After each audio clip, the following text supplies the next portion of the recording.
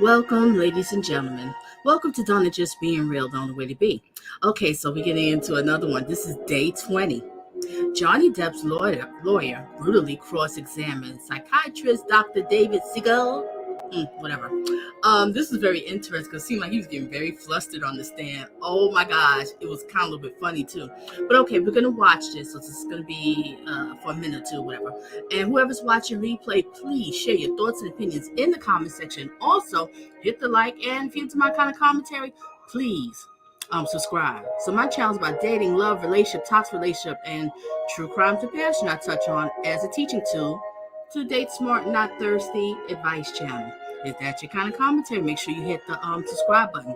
All right, so we're going to get into this. I don't want to hold people up here for too long, so we're going to watch day 20. Johnny Depp's lawyer, brutal cross-examination. Oh, this is funny. Oh my gosh. All right, let's get it. Listen to the music while I share the screen. Give me a second.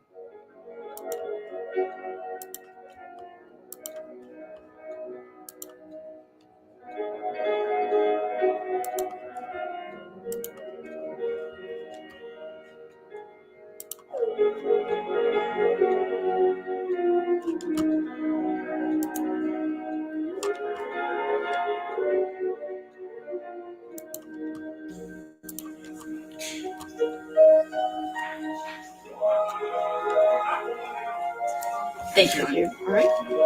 The doctor can be sworn.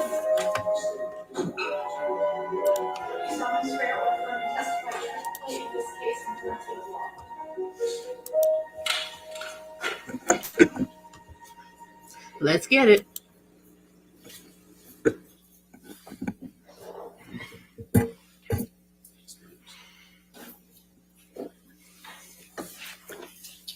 Thank you, Your Honor. Will you please tell the jury your full name and business address? David R. Spiegel. I'm a physician. I work at 825 Fairfax Avenue in Norfolk, Virginia, as part of the Eastern Virginia Medical School. And what is your occupation? I'm a physician psychiatrist. And where do you work? Do you work at? I work at Eastern Virginia. I'm employed by Eastern Virginia Medical School, but I also work at Norfolk General Hospital, which is the teaching hospital in Norfolk. How many years have you been practicing as a psychiatrist? I entered residency in 1989. I graduated residency in 1993. So from 1993 to today, I've been in physician practicing. So that's almost 30 That's 30 years, yeah. Okay, thank you. Please describe for the jury the nature of your clinical practice. So my clinical practice is comprised of both inpatient care at Norfolk General Hospital, as well as my outpatient practice at Eastern Virginia Medical School. About 85 to 90% of my day is clinical between the two components. And what is involved in a comprehensive evaluation? So in a comprehensive evaluation, in addition to reviewing historical information that you receive from collateral other sources, you undertake a history from the patient. You get whether it's the history of current illness, the past psychiatric history, family history, social history, legal, substance history. Then you do what's called a mental status exam, which is the psychiatric version of the physical exam, where you're actually giving a description of what you see in front of you. Then you can do cognitive testing, which tests the patient memory, attention, concentration, etc. Then you come up with a working and a differential diagnosis, describe any other additional testing you may need or not need, and then you come up with a treatment plan. How many patients have you treated over the 30 years? Quite a lot, probably in the tens of thousands. And how many patients do you regularly see? So inpatient is generally about. Jackie, I missed you, girl. I'm glad you're here. Did you happen to see today? This was insane. Oh my gosh. All right, I'm ready to play. I'm glad to have you here, Jackie. All right, let's get it. about 5 to 8, sometimes more. Outpatients, probably 5 to 6, sometimes more. I should point out that my inpatient work is divided between consultation, psychiatry, and I believe we're going to talk about that, as well as working on the inpatient service. So we will talk about that. What, if any, differences are there on how many patients you see on weekends as opposed to weekdays? So when I'm on call, which is on either a Saturday or a Sunday meeting, I have to be in the hospital and around. That's probably an additional 35 plus patients. How frequently do you treat patients who abuse drugs and alcohol? Unfortunately, drugs and alcohol are part of psychiatric practice. And so probably 3/4 of my patients have substance abuse problems. Does this include both legal and illegal drugs? Yes. Put them both together, probably 75%. And how frequently do you treat patients who have suffered from someone in their lives who abuses alcohol and drugs? On a regular basis, like I said, on a daily basis. This is part of what psychiatry is. Okay. And as part of that treatment of patients who abuse drugs and alcohol, do you evaluate the impact of the abuse on their brains and personal interactions with others? Yes. Substance abuse, both in the short term and the long term, can affect the brain in terms of mood, behavior, cognition, meaning attention, concentration, memory, ability to control your behavior, as well as your overall level of functioning. It can affect it in the short term, such as alcoholic blackouts. It can affect it by causing stroke, such as stimulants can. And so at the end of the day, it's a rather lengthy list of what substance abuse can do to the human brain. Dr. Spiegel, how frequently have you treated patients who have suffered intimate partner violence? Again, it's very unfortunate that probably 50% of my patients suffer from trauma. If I had to guess of those 50%, probably 25% of my practice is people who have suffered intimate partner violence. And how consistent is that with the national average? In America, unfortunately, it's about 20 to 25%, depending on the study of women have complained, have reported intimate partner violence. And how frequently have you treated patients who have perpetrated the intimate partner violence? So again, in the outpatient setting, I don't see it quite as much. But in the inpatient setting, again, it's a really relative common phenomenon that I will see perpetrators of partner violence. And, they're patients who need treatment too. And overall, how many patients have you treated who have been perpetrators of intimate partner violence? Perpetrators? Yes. Probably 5 to 10% of the patients I do is perpetrators. And would you say tens of thousands over the 30 years? Yes, it's leading. Overruled. Thank you. As part of treating patients relating to intimate partner violence, do you regularly evaluate these patients? Do I regularly evaluate the patient? Evaluate the patient, yes. Oh, yes. Yes, regularly. I mean, they get the same comprehensive evaluation that I described before. Are you licensed in Virginia? Yes, I am. And when did you first become licensed in Virginia? 1993. Have you been qualified by courts as an expert witness? Yes, I have. In how many states have you been qualified as an expert? 3, which would be Virginia, Maryland, and South Carolina. Okay.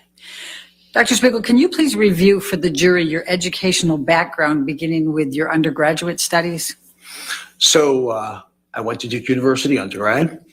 I went to medical school at the State University of New York Health Science Center in Brooklyn, formerly known as Downstate Medical Center. I did my internship and residency between Dartmouth Hitchcock Medical Center and Penn State Hershey Medical Center. Oh, okay, quick summary, because something that New York Beast said, Johnny psychiatrist looked like he had a hard life. Yes, he does. He looks completely out of it. But hopefully I'm getting this right. I wasn't able to see the whole trial, but I did get to see this part. So this is that evil woman's team. They found this psychiatrist, and he's supposed to be giving his opinions and thoughts, but he never examined Johnny Depp. You know, just a bunch of crap of his thoughts. But all right, I'll resume. Everybody, thank you for being here. Thank you for being here. Hey, Art, blessings. Let's get it.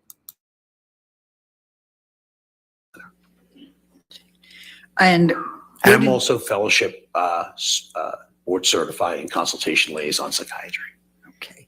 And where did you do your residency and your internship? So I did my residency for Penn State and internship at Dartmouth. Okay. And what is your current title and position? So I am in the acting chair, endowed chair, and professor in the Department of Psychiatry and Behavioral Sciences at Eastern Virginia Medical School. Are you board certified? Yes, I am. And what are you board certified in? General adult psychiatry and consultation liaison psychiatry is a subspecialty.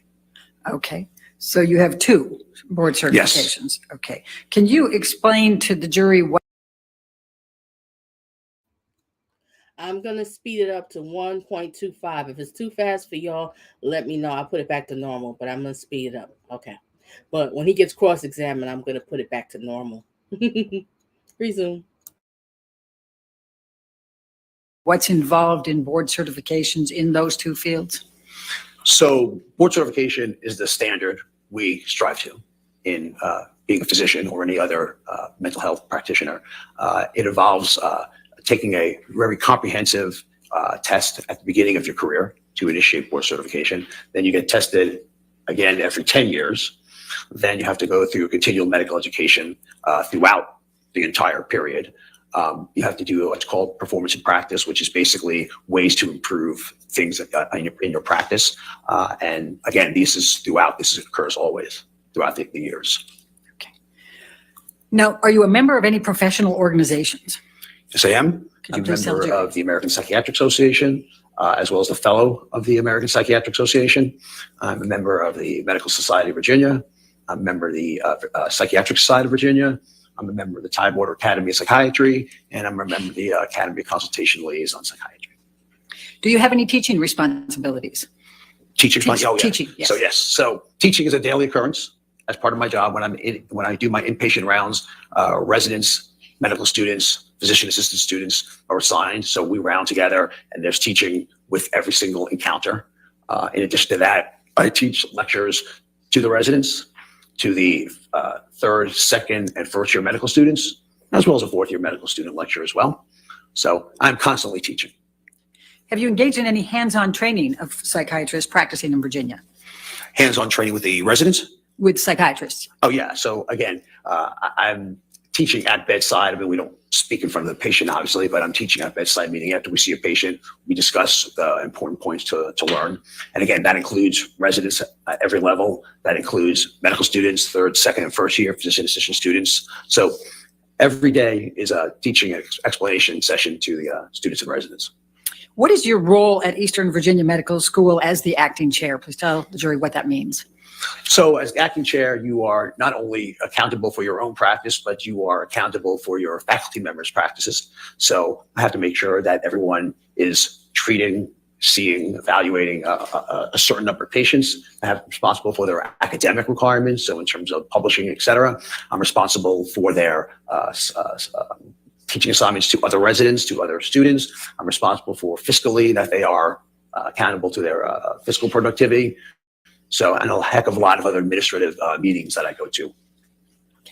Have you published in your field? To the tune of about 80 manuscripts, and I have my own book on catatonia, the consultation liaison setting. I have a book chapter on the current and current and contemporary approaches to temporomandibular disease, at least the psychiatric portion. I'm also in a dissociative identity disorders chapter on a wiki book. And have you peer-reviewed literature? Yes. So I'm a reviewer on. I served as a reviewer on Lancet. I've served as a reviewer as Innovations in Clinical Neuroscience. I've served on reviewer for Clinical Neuropharmacology, and I'm actually editor-in-chief at this point of Clinical Neuropharmacology. Have you lectured on the effects of drugs and alcohol on the human brain? Yes. I teach to the residents. I teach lecture to the 2nd year medical students, 3rd year medical students, So I'm fully aware of not only what I teach, but what I see in the emergency room and the consultation and inpatient settings. Have you published and lectured on the causes and effects of intimate partner abuse? Yes, I punctured, I believe, 2 articles on the effects of trauma, and in that trauma was intimate partner violence. Are you familiar with the hallmarks of intimate partner violence? Yes. Are you familiar with what causes intimate partner violence? One more, excuse me? What causes intimate partner violence? Yes, there's a multiple explanation that causes intimate partner violence. And if I can just mention at this point too, that when we are discussing intimate partner violence, I think it's imperative for the jury to know we are talking about repetitive behavior over periods of time. And the type of abuse can be any physical, psychological, sexual, but just as important is for somebody, one of the partners, to maintain some uneven element of control or to maintain power, control, or authority. So there are a lot of facets to intimate partner violence. I know people tend to think of it as just the actual abuse act, but there's more to it than just the actual abuse act. Abuse act's important, but it's not the sole thing. Your Honor, I'd move to qualify Dr. Spiegel as an expert in the field of psychiatry and behavioral sciences with specific emphasis on drug and alcohol abuse, intimate partner violence, and the effect of these as they pertain to the issues in this case. All right, any objection? Yes, Your Honor. You wish to voir dire? I do. Okay. To his qualifications. His qualification. Okay, thank you.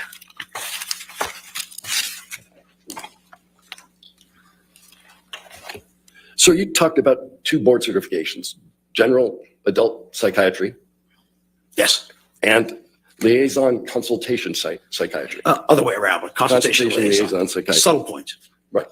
Now, that is not intimate partner violence. That deals with an issue of comorbidity between people who have medical problems and health problems.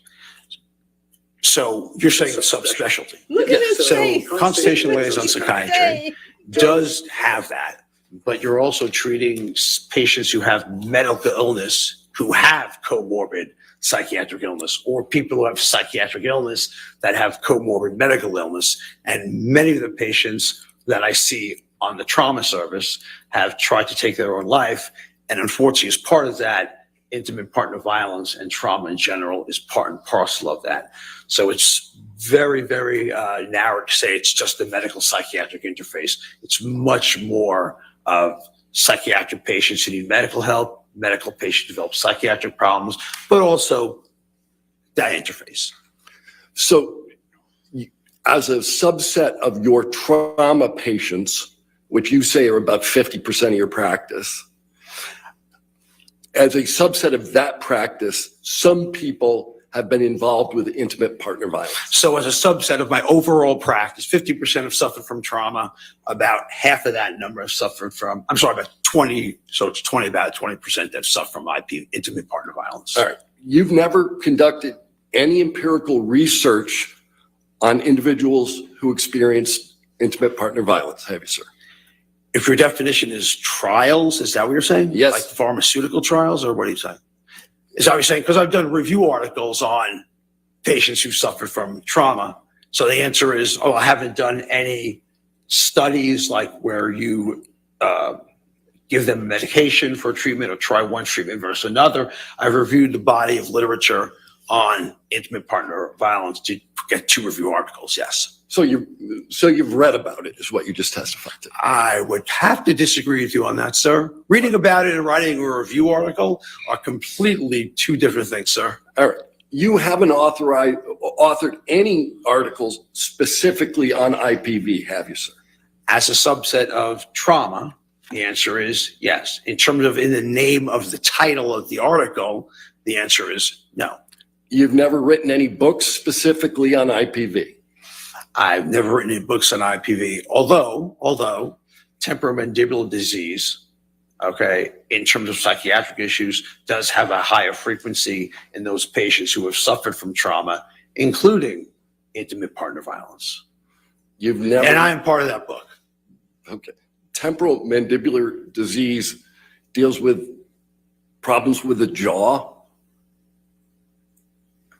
Is that a question, sir? What is temporomandibular? Temporomandibular disease is a problem with oral issues, yeah, but there are many patients who complain of oral issues where the oral surgeon cannot find Yeah, Sony, it's a $3 the bill. reason why they can't is because people who have suffered from trauma and intimate partner violence are prone to increased sensitivity of somatic sensations, which can manifest in temporal Look at manipulative. that mouth on the Thank whole you, I side. appreciate This that. whole I just side, plugged my left side, buttons. mouth is on the other left side. Didn't Like hear you it, done but got done there we smoking go. a few rocks or two in the back alley with Amber Wait a minute.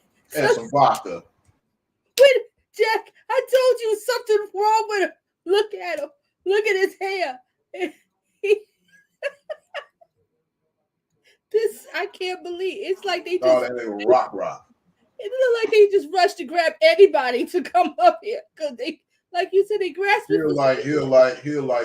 He done drenched his hair with a bottle of vodka from Amber's purse compartment. I can't. This is too funny. Okay, I resume, ladies and gentlemen. I resume. He don't look like Frankenstein. He looked like Flunkenstein.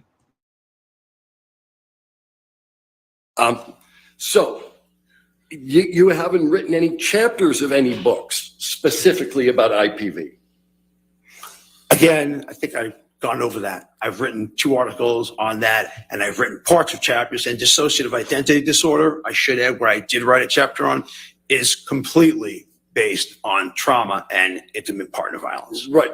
I'm not asking you about trauma because you want to talk about trauma. I'm asking you about IPV specifically. I will reiterate again, you cannot separate intimate partner violence and say that is a separate rubric aside from trauma. Trauma is overall, intimate partner violence is part of trauma. And the answer to the question is any individual who suffers from a dissociative disorder, which I am the author of a chapter of, suffers from trauma, whether it be at the hands of childhood or it be at the hands of an intimate partner. Right. But you've already testified that half your practice is trauma and a subset of that practice is IPV, correct? Which is actually, I treat the national average of patients. About 20% of patients suffer from it, and that's about my practice number. Except you're discounting the fact that half your practice is not trauma at all. So 10% of your practice is IPV. I don't know if the numbers add up exactly like that. I'm just using yours. I don't know if I'm doing, I don't know if those numbers add up like that, because I'm not sure if that's the case. If you say 25%, then maybe 12.5% of my practice, that's being rather specific. So again, a significant number of my patients have suffered from intimate partner violence. I see it on a daily basis, and I'm not sure exactly why I'm getting asked the same question again. Okay. Thank you, sir. You listed 60 references to articles. I guess you said 80 now, and publications. I said around 80. I said around 80. 60, 80, whatever it is, right? No, 60 and 80 is not. If you go to the PubMed, actually, you can go to PubMed right now and put PubMed Spiegel DR, and you will find that number is 72 with 2 waiting to be impressed. 1 submitted, so that'd be 75. So it's at around 80. So again, what's on my CV is not necessarily the most updated version, because I still publish since the CV's been given to you, sir. Right. And not one of the 72, 80 articles has IPV in the title, right? Correct. Not one of them has IPV. It does have trauma, but not IPV. Right. And you've never presented on the topic of IPV specifically. As a function of trauma and as a function of somatic illness, again, I would say to you that it's part and parcel of these illnesses. So the answer is yes, I have. Okay. Right. The answer is yes, I have. And IPV doesn't appear in your CV at all. If you say it's not in my CV, I will believe you. Okay. There's a lot of things that are not in my CV that I do. So. And you're not associated with any professional literature on IPV. I'm sorry, repeat the question, sir? Is there any professional literature that you've contributed to relative to IPV specifically as opposed to trauma generally? The answer to the question again, sir, is that you cannot separate this artificial separation you're trying to do between trauma and intimate partner violence. It is part and parcel of trauma. We don't thread it like that. He's talking about. He's confusing. Your Honor, plaintiff would accept this witness as an expert on general psychiatry, and with respect to the drug use. This guy's confusing himself. I agree with you. I agree. I mean, what is he talking about? I mean, he's never diagnosed Johnny.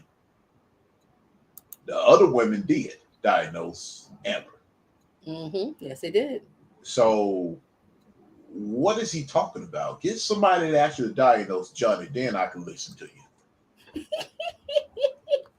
I mean, I bet his PhD's made up. Yeah, it came out of a cereal box called Fruit Loops, and he went to the school of the University of Toucan Sam.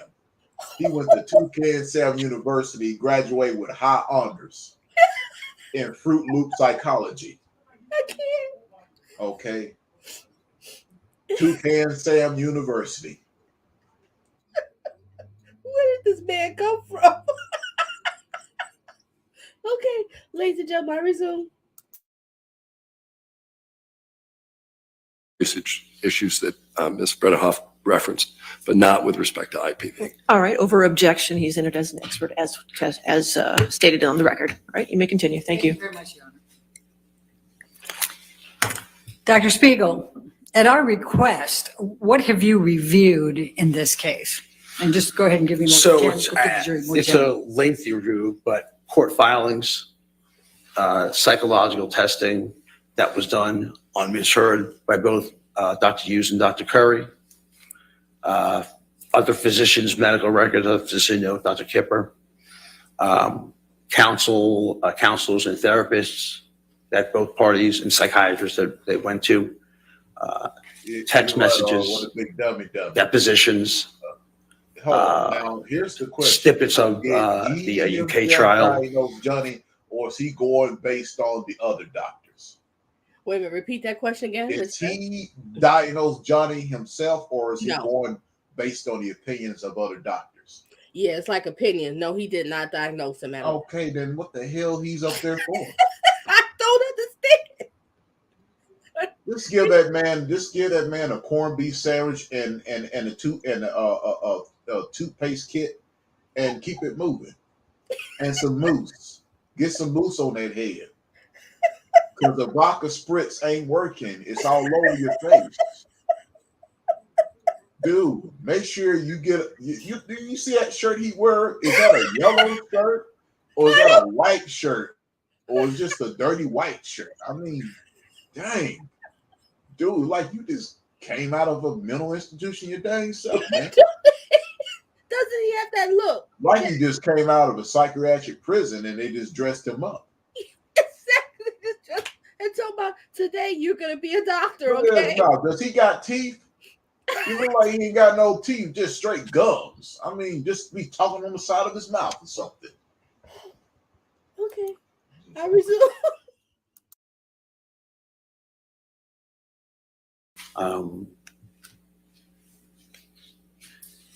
And I'm sure pictures of physical injuries. So I've seen a lot. What, if anything, have you seen in terms of emails, audios, videos? Yes, so I've seen videos of Mr. Depp. I think the video was showing right of Mr. Depp destroying, slamming cupboards and breaking glass and yelling at Ms. Heard while having a wine glass in his with wine in his hands. I've seen videos of destruction of property in the house. Okay. And what, if any, review have you conducted of the deposition and testimony of Mr. Depp's hired witness, Dr. Curry? Objection. Sure.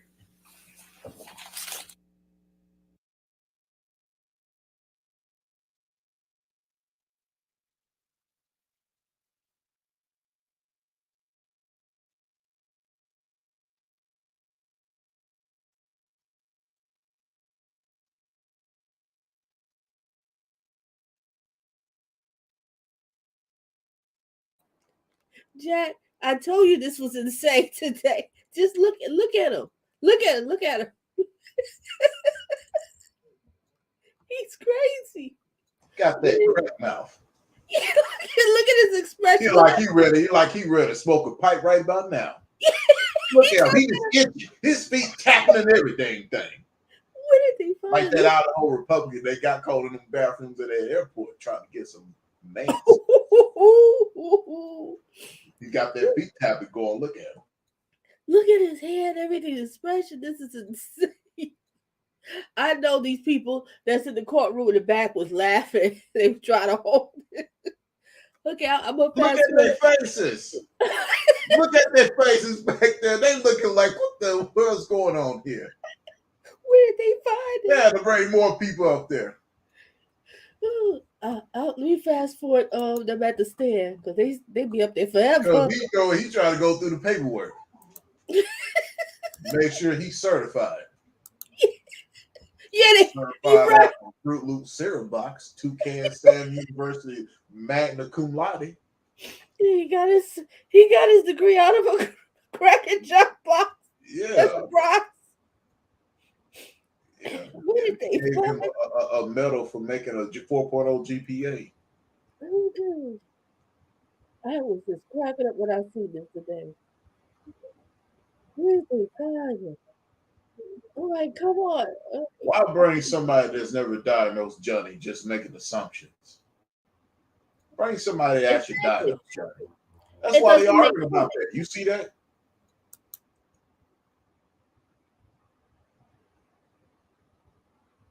Yeah.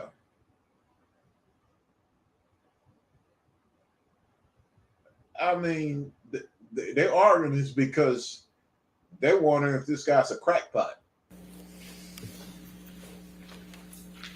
Do you remember my question? Did you review the deposition and testimony of Dr. Curry? Dr. Curry. Yes, I've reviewed Dr. Yes, I'm sorry. Yes, I've reviewed testimony of Dr. Curry. I've reviewed Dr. Curry's reports. I've reviewed Dr. Curry's testimony. Okay, and why are you looking that way? Look straight up. It's so wrong. Looking retarded. Now, ladies and gentlemen, Dr. Curry is the one that said that Amber Heard diagnosed her with borderline personality disorder and histrionic personality disorder. And what we have seen about her with these audios, yeah, that doctor was on point. Okay, let's resume. Let's see what this what was that? Back to the Future, you said New York Beast. What he says, yo, Jack, you on your way, man. I'm nowhere near Lenny Bruce. Lenny Bruce got locked up. You shit. Lenny Bruce went to prison. Lenny Bruce went to jail. They said, no, you doing too much. No, I wouldn't put myself in that ranks, but I appreciate y'all. I wouldn't. What if did you review the deposition and trial testimony of Dr. Hughes? Yes. Objection, Your Honor, beyond the scope of the disclosure. I'll allow that. Thank you, Your Honor. Overruled. Did you interview Mr. Depp? No, I did not. See there. Did you request to I interview? requested to interview Mr. Depp twice, and both times Mr. Depp refused. Dr. Spiegel, I'm going to ask you some questions in this case respecting your opinions and the opinions you have formed and the basis for them. And I'm going to ask you to provide me with, in a reasonable degree of medical probability or certainty. Can you do that? Yes. Okay. On what were you requested to analyze and opine in this case? So it's fourfold. One, I was asked to opine about the risk factors that are associated with intimate partner violence and behaviors that are shown, risk factors that are shown in intimate partner violence to be consistent with behaviors that Mr. Depp has demonstrated. Two, I've been asked to opine about the acute effects on alcohol and substance use. And I mentioned that including mood, behavior, cognition, functional impairment. Three, talking about the psychological profile, if you would, of, is there a question? I'm sorry. Oh, no. Okay. Of psychological and medical sequelae of patients who have suffered intimate partner violence and perpetrate intimate partner violence, and whether or not Mr. Depp's behavior is consistent with that. And lastly, about alcohol and other substance use disorders, their diagnostic criteria, their medical and psychological effects, psychiatric effects, their cognitive effects, and their functional effects. And I think I would like to just go with the jury one other thing. When we talk about, when psychiatry talks about substance use disorders, it's imperative to understand we're not talking about someone who rarely uses and happens to have a bad night. We're not talking about someone who uses on a weekly basis and has a bad night. We're talking about repetitive patterns of behavior that meet a list of 11 criteria that can be deemed mild, moderate, or severe. Because I think people get confused when they hear the word substance abuse, that they think of, oh, I may have used this because I used it twice. There is a whole criteria of behavior and sequelae and consequences that go with a substance use disorder. I'm not just talking about someone who will occasionally smoke a joint or smokes a joint or snorts occasionally coke, okay, or has alcohol on weekends. So I really need to reiterate that, because I think when you look at psychiatric behavior, people look online and say, my gosh, I have all 7 of these, right? And they're reading it not quite the way the psychiatric literature is supposed to go. So please, when I'm talking about this, I need you to understand, one, that's what's going on. As I told you about intimate partner violence, it's horrible that anyone would strike anyone, okay? But again, we're talking about repetitive behaviors for means of control, right? So that's real important to understand when you're moving forward. And I may say occasionally substance abuse, but what I'm referring to is substance Objection abuse. beyond the scope of the question. I don't. Sustained. Next question. Okay. Dr. Spiegel, could you see the you look he please gave? just summarize for the jury the conclusions you came to with your opinions, and then we'll take you through the specifics. So in my opinion, based on my review of the evidence, based on my clinical experience, based on my publishing experience, based on my teaching experience, that Mr. Depp has behaviors that are consistent with both someone who has a substance use disorder as well as consistent behaviors for someone who's a perpetrator of intimate partner violence. Thank you. I'm going to start with the impact of drug and alcohol abuse over time. First of all, based upon your review of the record evidence, what type of drugs has Mr. Depp used?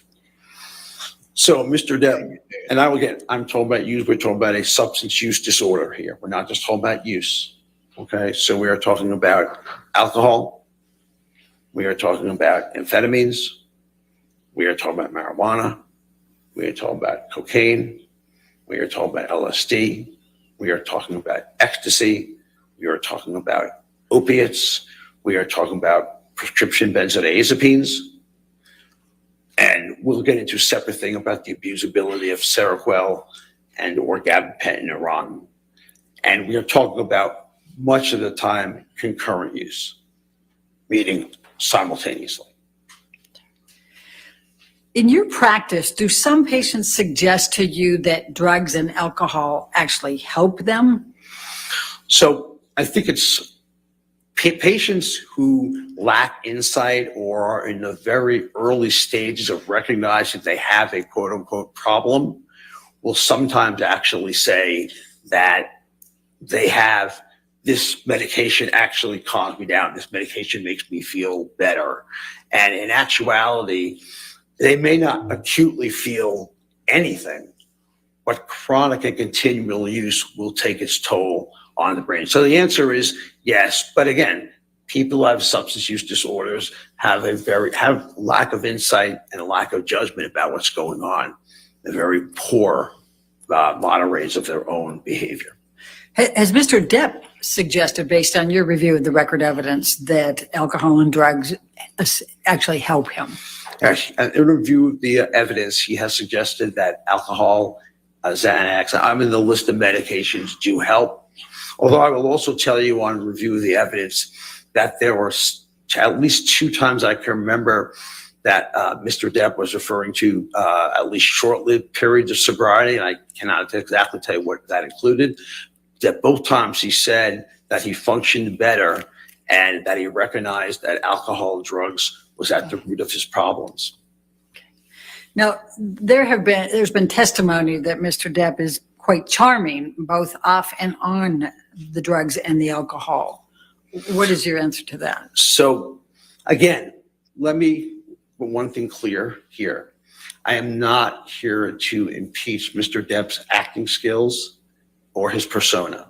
He has way greater skills than I do in that. What I'm here to say is talk about how drugs and alcohol affect what we all have in common. We're all human beings.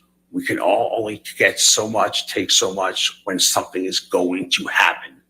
And that's what I see every day in the emergency room, on the consult service, on inpatient psychiatry.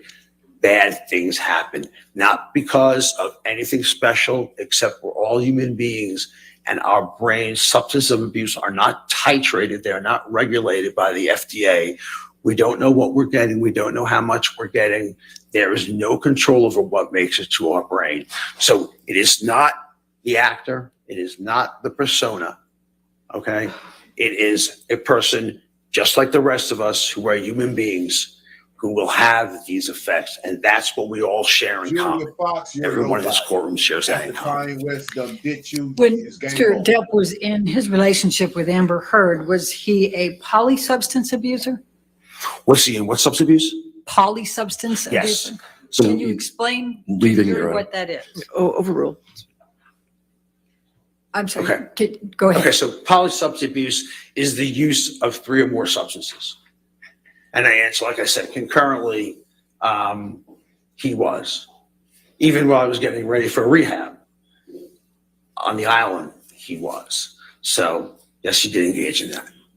Did Mr. Depp's drug and alcohol abuse affect him cognitively? Yes. So, if nothing else to look at, Dr. Blaustein, psychiatrist at Valley, Mr. Depp, did a mini mental state exam on him. And as part of that mini mental state examination, you're asked to remember 3 words and then come back 5 minutes later and repeat those 3 words. And in the meanwhile, you're getting other types of testing for attention and concentration and visual, spatial, and language. So other things that are being tested too. Mr. Depp was unable to recall any of them. And that is very unusual for a 50-ish year old male. I don't remember how old he was when he took that. Generally speaking, that age group should be remembering 2 or all 3 of those words. One, I do know that his lines were also fed to him by earpiece. Again, affecting memory. I did see video deposition about having to have questions. I don't want to say repeat as much as completely forgotten. So the answer is yes. And you know, any one of us who use alcohol and cocaine to that level of degree, and I'm talking about a severe level of substance use disorder, are going to have effects. It is inescapable because we all have brains that are malaffected by extensive substance use, and potentially sometimes less, but certainly what we're talking about here is extensive. What, if anything did you observe from the record evidence about Mr. Depp having difficulty focusing, his attention span, processing, whether he could function as an actor? So compound. Compound is only if it's overruled. Thank you. So again, in terms of the acting part, we do know that he needed his lines fed to him for movies. Part of that could have been also due to, and I don't know which movie, and please forgive me about that, that he actually confessed he did a movie entirely wasted. So I imagine it would be harder to do that. Additionally, like I said, when I looked at deposition, you can tell that the processing speed was down. His thinking rate was down. If your thinking rate is down, and I'm not talking about, again, I'm getting older. I'm probably not as sharp as I was at 25, okay? But I'm talking about it so slow that when we're trying to move on to other questions, we're still trying to answer the original data that's presented to us. So attention span is very much impaired. And if your attention span is impaired, your memory is going to be impaired. It is inescapable that that's going to happen. So all that comes into play. And that's what I witnessed in the video deposition. Fortunately, for Mr. Depp, I do see that during this trial, his cognition has improved somewhat, which will happen if you are sober. So I commend him on that. But again, I'm specifically referencing the time with Ms. Heard's and Mr. Depp's relationship. So we're talking about that. What, if any, observations from the record evidence did you have about Mr. Depp having alcoholic blackouts or foggy mind? Again, there were reported times where he would be essentially, quote unquote, passed out drunk. You saw pictures of him passed out drunk and not be able to remember what he did, which is, again, if you look at the record evidence, you will see that, and this is linking intimate partner violence and substance use together. I know we're going to get to that, which is basically if you have blackouts and you're using alcohol or using cocaine, it's going to be near impossible to remember what happened the night before. I don't think I'm the first person that's ever told you that alcohol can cause blackouts. And basically, alcohol decreases a brain chemical, glutamate, which is involved in memory formation. If it blocks that to an extensive degree, the individual cannot remember what happened because they didn't have enough time in the brain to process the memory. You need this brain chemical. So does alcohol blackouts happen every time? So no, of course not. But are they a complication of a use disorder? Absolutely yes. And there was record evidence of that. Dr. Spiegel, you said at one point alcohol and cocaine. Is it possible to have blackouts with alcohol and different types of substances? Yes. So my clinical experience, and I'll date it back within the last month, we had a patient who was using both, especially cocaine, and she had these kind of stroke-like lesions around the brain center known as the hippocampus, which is involved in memory formation. So Objection relevance. Just giving an example. Overruled. Combining the two substances together increases the likelihood, even if you don't get what is a major stroke. And again, we think of a major stroke as someone who has speech difficulties and movement difficulties. There's a lot of different types of stroke that can just affect cognition. They don't necessarily have to have severe movement deficits or severe language deficits. They can solely affect you in terms of your cognitive symptoms, and actually known as a vascular neurocognitive disorder. So you need to understand that's part of the psychiatric diagnosis. You need to understand that you can have these insults, these lesions, these strokes without demonstrating physical features. And at a minimal, we know that he was using both substances concurrently. And at a minimal, we know he had cognitive issues that we talked about, or at least had some of them. Thank you, Dr. Spiegel. What, if any, correlation is there between domestic abuse, heavy alcohol abuse, and cognitive disorders? So, the risk factors, if you would, for intimate partner violence, okay? And there are probably many of them. I don't have time to go over all of them, but the ones in particular, characters in particular, are one, having someone in the relationship who is jealous or suspicious. Two, having someone who has a higher than average acceptance of violence ideations. Three, someone who has rapid and extreme mood shifts. Four, someone who has limited self-control. One of the roles of cognition, one of the roles of our brain, is to prevent inappropriate behaviors and acting out on thoughts. We all get angry at people. That's human. We all get angry at people. We all think things about people. The difference is when our brains are intact and working well, most of us don't act them out, okay? Most of us do not act them out. So that's because your frontal lobe and other parts of the brain are involved in making sure these negative thoughts don't get acted on, okay?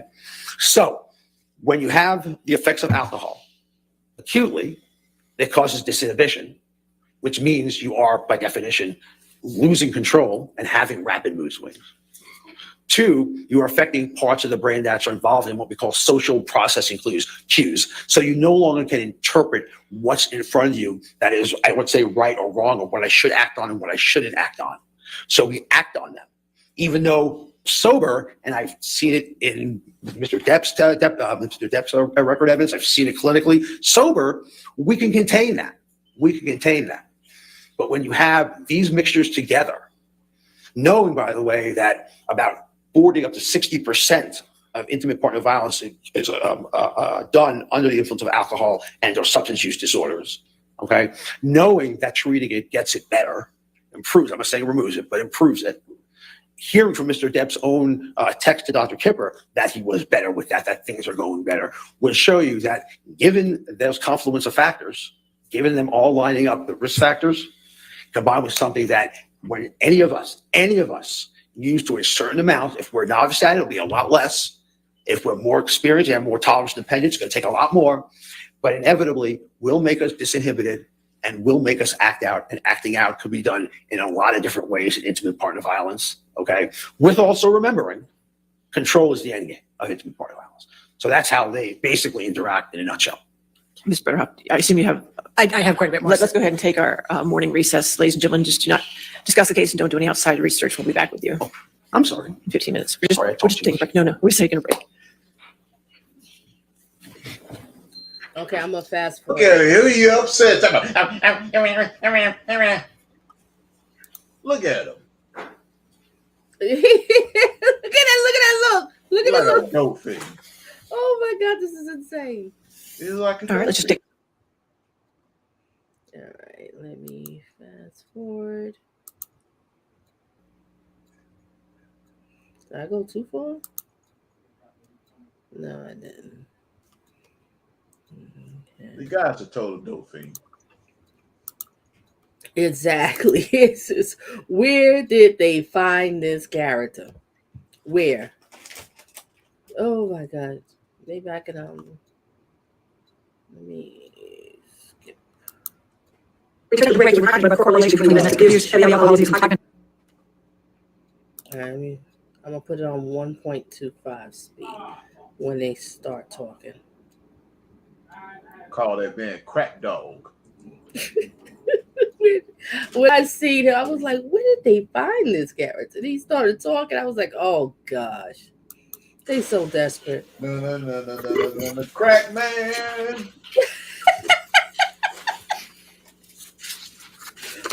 Look at him! Look at him! Look at him! He looks dangerous. Get up! The jury coming in, idiot.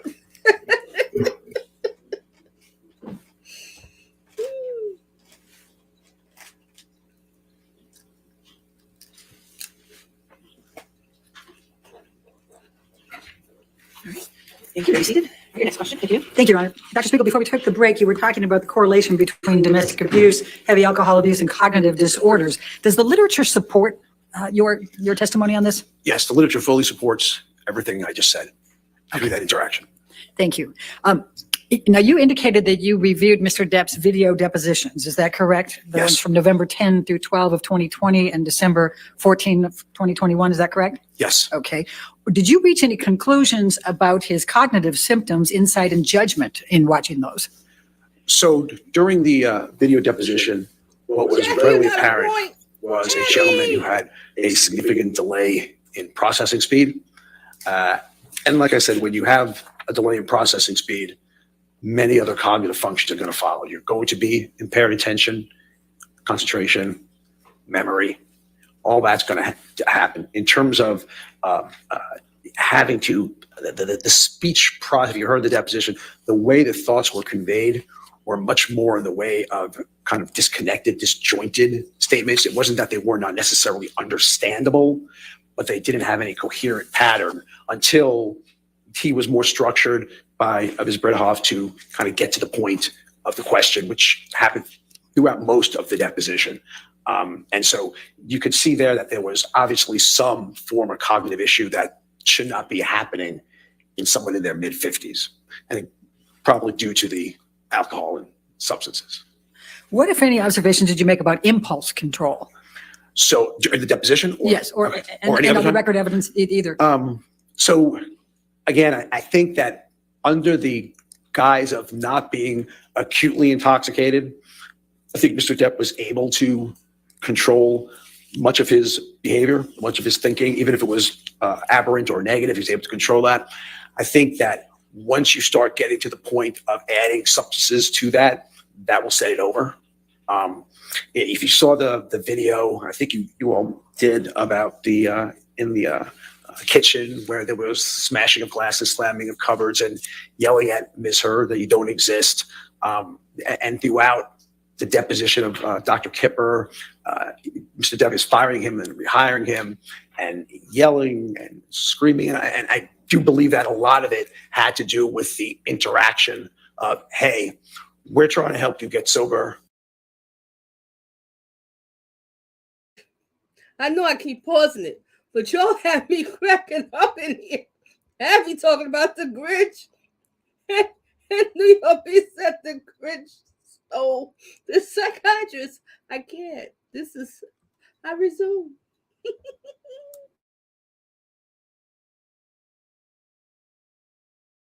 Okay, and it is obviously something you are resisting, not ready for, not wanting, and so you saw a lot of yelling, a lot of acting out, if you would, which puts you on the state of, hey, this is a gentleman who has really significant trouble with delaying gratification, okay, delaying reward.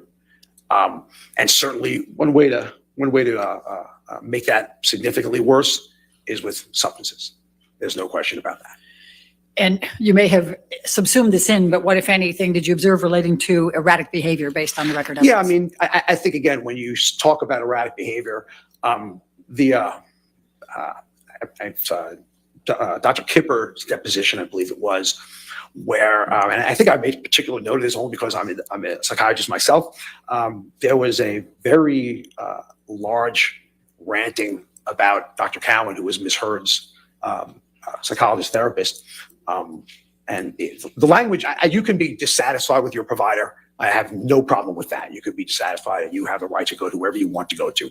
But the texting that were involved in this in terms of erratic behavior was disturbing in terms of the verbiage used, the phrases used. Am I free to use some of the language, or should I reserve that, Your Honor?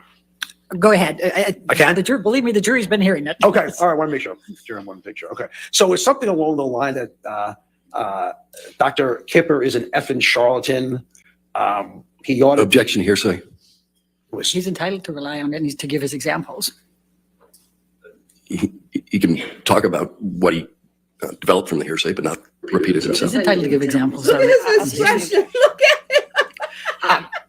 Without giving the exact words that you recall. Oh, without giving the exact words? Yeah. Okay. So, I mean, without giving the exact words, it was basically vulgar language directed towards Dr. Cowan throughout multiple texts, multiple things that Dr. Cowan were doing in therapy. It was, like I say, it was without relaying it, the exact thing. I'm trying to be as accurate as I can. And I think at the end of it, I think he was also talking about that Dr. Cowan was filling Amber with positive thoughts of therapeutic. Objection, hearsay. I think he's keeping it more general. He's entitled to rely on it. Thank you.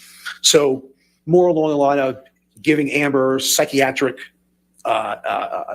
jargon to put on him. And actually what I read and interpreted what Dr. Cowan's was getting blasted for was he was kind of teaching Amber how to use how to use conflict resolution in a more appropriate manner and learning to express things more rationally rather than express things as irrational as they have been expressed. And for that, there were a lot of negativity being sworn at. So again, erratic behavior in terms of writing a text, I have no problem with people being angry. Okay, none whatsoever. It's just the expressing of it and the continual ranting of it was very uncomfortable for me to read. But regardless, I think we have seen in terms of erratic behavior, much of the psychological and the physical maltreatment we talked about. Objection beyond the scope of the question. I don't agree. Sustain next question. Okay. Mr. Depp is 58 years old. Are the behaviors that you have been describing for the jury, are those typical and age-related? No, so while I don't consider 58 years old, I'm 59, okay? I will tell you that the age-related changes that occur in humans are very erratic, hit and miss, meaning they'll occasionally be there. You may need a little bit more time to answer a question or pull things out of memory. Just a little bit slow and a lot more inconsistently slow. You wouldn't describe what Dr. Blaustein's changes were or what I saw in the deposition attributed to age. Dr. Spiegel, what is Cerakwell? Cerakwell or quetiapine is actually an atypical antipsychotic, which is indicated for many things, including schizophrenia, bipolar disorder, adjunctive treatment for major depression. So it's indicated for a lot of things. But what effects may it have? And this is one of the drugs that Mr. Depp was taking, yes. Correct? It was a prescribed drug? Yes. Okay. So yeah, please So explain. the effect of Cerakwell is it's very often used as a sleeping agent. Because it doesn't have a lot of the side effects that are associated with conventional antipsychotics, movement disorders, thyroid dyskinesia, et cetera. At least it's a very low risk of that.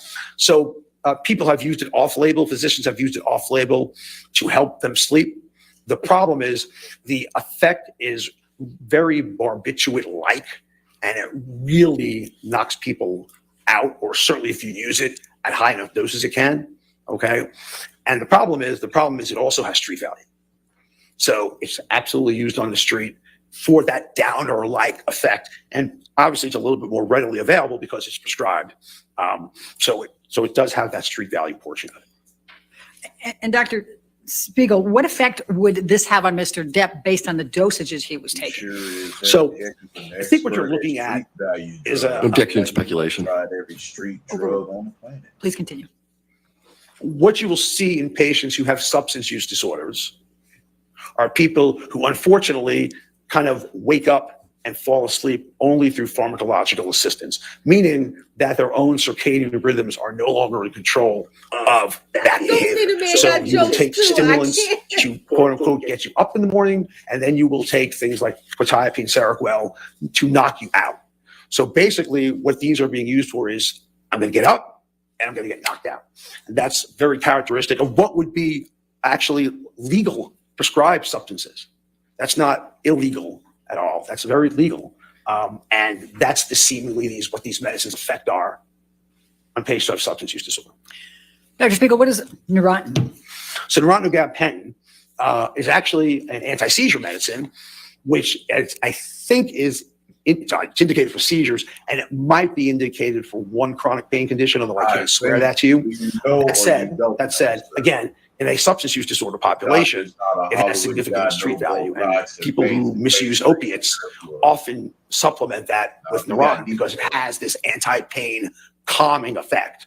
So unfortunately, it also can cause respiratory suppression. And so when you use it with opiates, there are people that are lucky enough to succumb to respiratory suppression as a result, but it has a very additive, calming effect that people use it for. And what effect would this have on Mr. Depp in the dosages he was taking? Again, I was looking for an objection. Okay, again, what it would do is have the street value of using it with the opiates. The advantage is you're using it with opiates, and it's because opiates in general, despite everything else it does, are calming. And you use it with it, it offers further calming, which is why doctors have been warned not to prescribe medications like gabapentin and opiates together unless under significant, strict following, because it can cause serious problems, such as death, respiratory suppression. And Mr. Depp was also taking Adderall, correct? Yes. Can you please describe to the jury what that impact would have, and particularly in connection with the dosages? So Adderall is a psychostimulant, which is prescribed relatively regularly for ADHD. The problem comes again when you shouldn't be prescribing or receiving Adderall when you're already using machine. Did you hear that? You hear that bark he did? Woo! To me. Woo!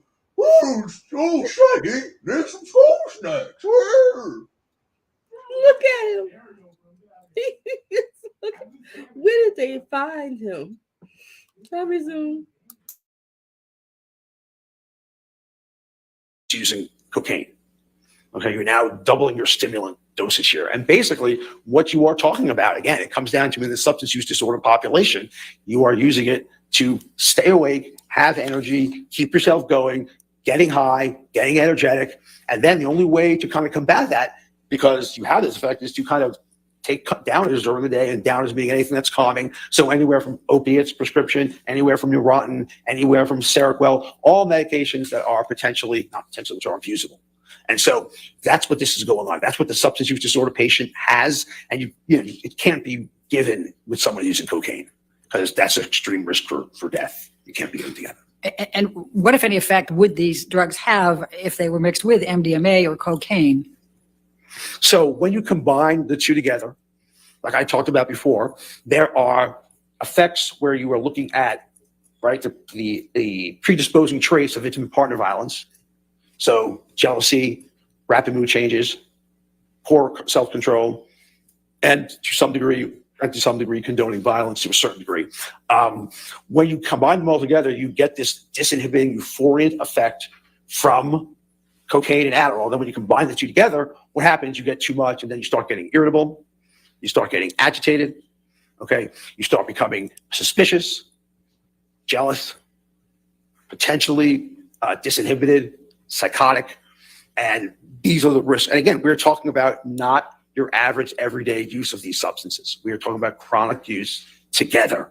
And we also know that alcohol and cocaine use independently increase significantly the risk of intimate partner violence. These aren't statistics I'm coming up with. They all depend, anywhere from reports up to 7 to 27-fold.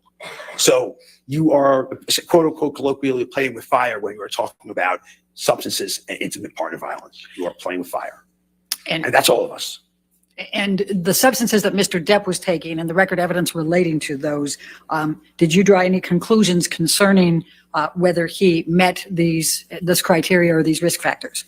So in terms of substance use disorder, when you look at it, so major role obligations not being fulfilled, don't have any evidence about operating under the influence or not. Social issues, especially disagreements and arguments with your spouse or family. Obviously, there was tolerance and dependence for the amount he was using, because if anyone is naive to these medications, most of us would be dead. Unsuccessful efforts, difficulty cutting back, using more than intended, giving up social, occupational obligations because this. I know there was right after the rehab on the island in Australia when Mr. Depp went out partying with Marilyn Manson. And using. Objection beyond the scope of the question. Actually, so I was asking for the record evidence I for was this. saying objection. Next question. Okay. What other record evidence did you have supporting this?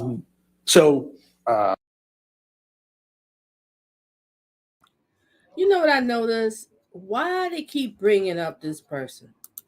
I am so tired of them bringing up this person. They keep bringing Marilyn Manson. You notice that, Jack? Every time, forever. Just let it go. We can bring all of her cokehead, freeloading, mushroom eating friends, and also why ain't Elon Musk on the stand as well as James Franco? They need to drag their behinds in there too. They definitely need to be. I don't care. I mean, Musk is cool, but he needs to get his behind up in there too. I agree. I resume.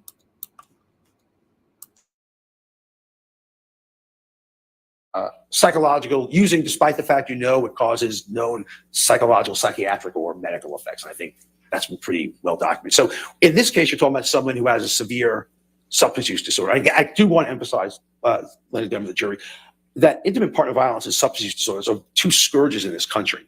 They're two plagues. This is very serious stuff we're playing with. And when you are just getting someone closer and closer to the threshold. Objection, Your Honor. Relevance. This is highly relevant. I'll overrule as to relevance. Beyond the scope. Go ahead. Beyond the scope of the question. Yes. All right, sustain that objection. All right. Tell me more about the relationships between substance abuse and IPV, please. Yeah, so again, that you are talking about this, and you may be able to control the risk factors for any of us may be able to control the risk factors for IPV. Any of us might be able to, okay? When we're thinking and we're not disinhibited, not having these hyper intense emotions from substances. Once you add that to this mix, your brain can no longer do what it's supposed to do. And it's supposed to prevent you from doing this, quite frankly, because it's wrong. Did you arrive at any conclusions concerning substance abuse and potential self-harm that may have led to Mr. Depp injuring his finger? So I think the physician before me explained that pretty well, but I'll tell you that Mr. Depp has a history of self-injurious behavior, meaning cutting himself. Mr. Depp has a history of burning himself. I know when the actual event happened, there was texting to Dr. Kipper, paraphrasing, not saying exactly, that Amber and him got into a disagreement related to her wanting him to be sober. And then as a result of that, he said he got so angry, he cut the tip of his finger off. So if you're asking me, can someone who has, or have I seen, and can someone who cuts themselves, burns themselves, can cut a tip of their finger off with or without alcohol or cocaine or the rest? The answer is Objection beyond the scope of the question. Exactly. Thank you. Please Was continue. it overruled? It was overruled. Okay. Go ahead. So that is not a very far jump. I've certainly seen patients do a lot worse than that who started out with similar risk factors of burning self and cutting self. I'm not going to get into the descriptions, but I've seen people do a lot worse than that. Okay. So the answer is yes. Okay. I'm going to turn now specifically to intimate partner violence, and I know you've talked certainly about it. But can you tell the jury, please, a little bit more about intimate partner violence and what is included in that?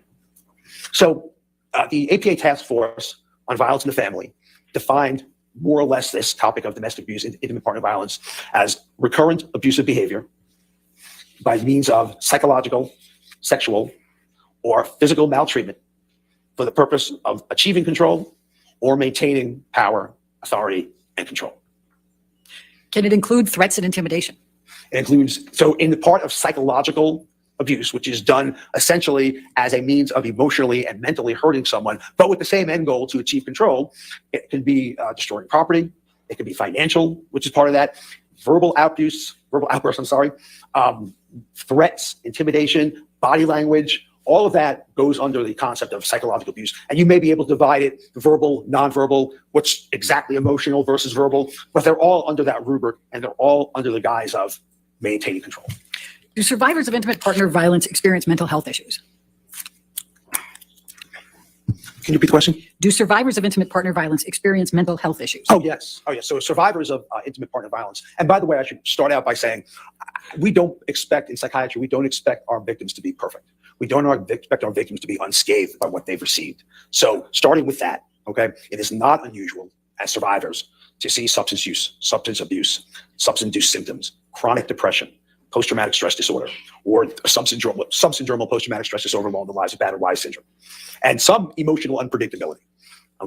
Again, you are a victim here. You are a victim. Do perpetrators typically seek treatment or counseling? No, perpetrators are not receiving counseling treatment. One, because they're going to be probably having to tell someone that they actually struck someone, which is what their thought is about the big problem. That intimate partner violence is just hitting, again, important, but not the sole part of it. So perpetrators very rarely will go into any type of formal counseling. Victims go into counseling. Victims are seeking actually couples counseling. Victims are seeking couples advice to try to repair what's happening. Okay, but in terms of actual perpetrators, no, they don't do that. In your review of this case, is there record evidence of physical violence by Mr. Depp? So, Objection, Your Honor. No foundation. Do you want to approach him?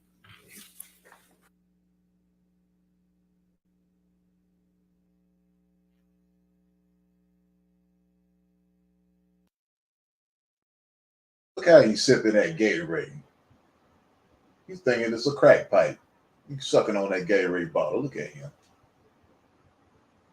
What's in that Gatorade bottle? Some vodka in there? Some vodka in that Gatorade bottle? I don't get it. You sucking that bottle like you sucking that crack pipe. Look at Look at people. People look at him like what the hell is wrong with this man? They look at him like this guy is nuts. Look at his expression. Look at them. They just like, can this guy get off the stand right now, please? Look at his mouth twitching. He tweaking now. Look at that twitching. Look at him tweaking. He got to get that rock. He can't help it. He's like tweaking. From Newtown City. I need to rock. Ooh, I need to rock. On Starship. I need to rock. I need to rock. I don't know what this judge is thinking. Look at these people. Look at that guy. He's looking like, what the wrong with these people? This woman, she trying to look serious as possible. Look at her. She's trying to get those little notes. This guy, like, this is some crazy stuff. Look at these people. They looking like, can somebody hurry up and get this guy out of here? He needs a hit right now. Look at these people. Look at everybody like, this guy's crazy. Really? Like, him. look at it. They say these people on that.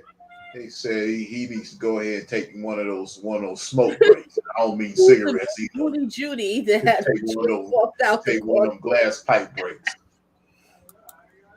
The crystal break. Oh, how are they gonna be at the thing? Oh gosh.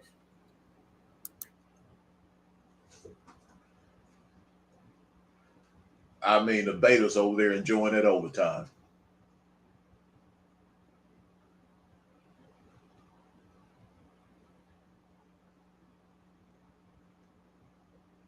I mean, look at these people. These people up there laughing like, man, this is some craziness.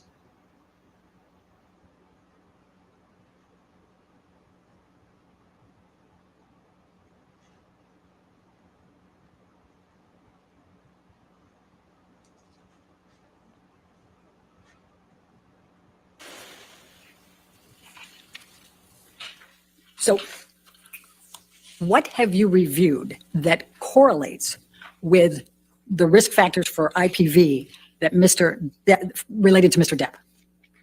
So risk factor review that correlate. So starting with the. Can you turn forward, what I have sir, reviewed so we can look at as you? demonstrated, pushing, Stop shoving. looking to the jurors. They tied the crap out. Let me see if I can direct it. Can you stop looking at the jurors and look forward, sir? Nobody want to see that cracked mouth. Nobody want to see that unkempt hair. I mean, nobody want to see this dingy, dirty white shirt that you got on, man. Go to a laundromat or somewhere and get that thing white. Damn. What the don't be the man? He got some Rogaine in a bottle. That's for his Rogaine in the bottle. More like vodka in the bottle. He trying to keep his chicks down. Fake doctor. He up there tweaking. Right. I resume. This a little differently, Dr. Spiegel. Rather than giving the summary of what that was, what did you review that correlates? In other words, did you review witness statements? Did you review depositions, photos? Yes. So what I reviewed was in terms of witness statements, Dr. Kipper's notes.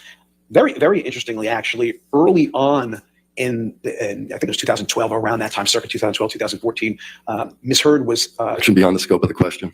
What he reviewed is the question. All right, let's So I reviewed so Ms. Heard's. Objection, there's no question pending. If he's answering, go ahead and answer what you reviewed. Please continue with what you reviewed. Therapist's notes, counselor's notes, text messages, depositions, video, pictures, psychologists' notes and evaluations, and I said physicians' notes. That's what I reviewed. All right.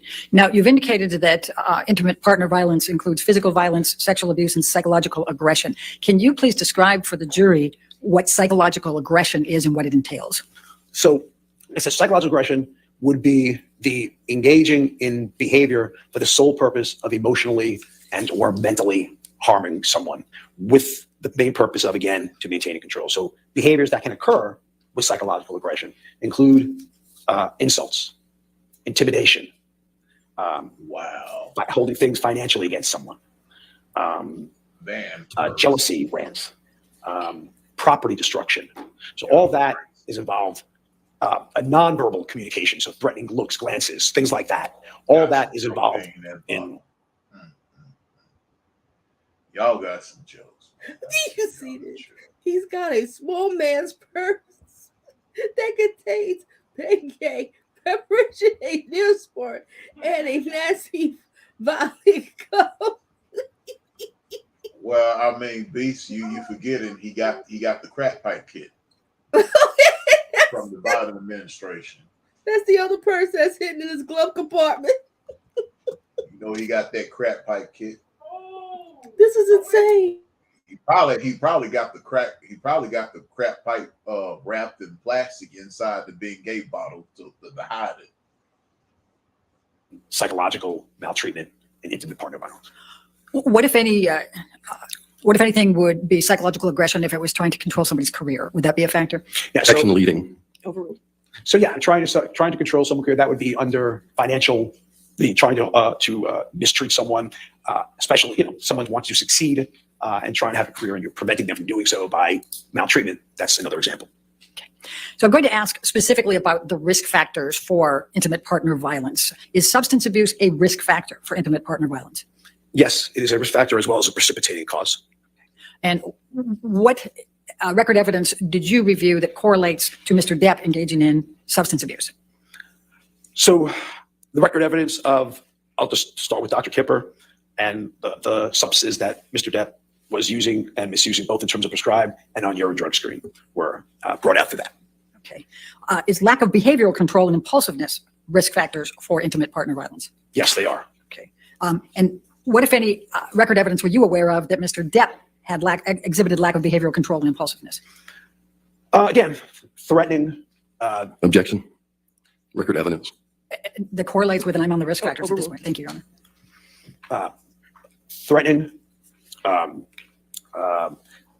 destroying furniture, property, breaking things, writings on walls, mirrors, writing in blood on furniture. All that would go with that.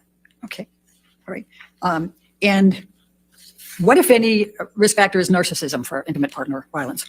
So a patient, before we get into narcissistic personality traits or disorder. Now, this is what got me upset, because you're going to basically say that Johnny Depp is a narcissist. Where do you get this from? Absolutely not.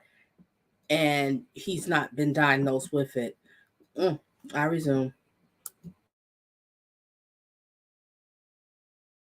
The overall, it's categorized under what's called cluster B personality. Objection, Your Honor, beyond the scope of the question. He's explaining the narcissism. Well, I'll sustain objection. Okay. Can you explain to the jury what's involved with narcissism as it relates to the risk factors of intimate partner violence and what that realm is? So narcissism patients have, again, poor self-control, okay, rapid mood shifts, okay. As a result, they have an undue sense of admiration. Now, hold on. Worship power, worship control. Did he actually examine Johnny Depp, or is he just going by an opinion? Going by opinion, he did not examine Johnny Okay, Depp. so that testimony should not even be allowed. Mm-hmm. That's why I'm waiting for this when the next one come across examine him. Yeah, exactly. I think I'm waiting for it now. Because that pissed me off. All right, I'm gonna play a little bit of this one, then I'll speed over to the other one. All right, resume.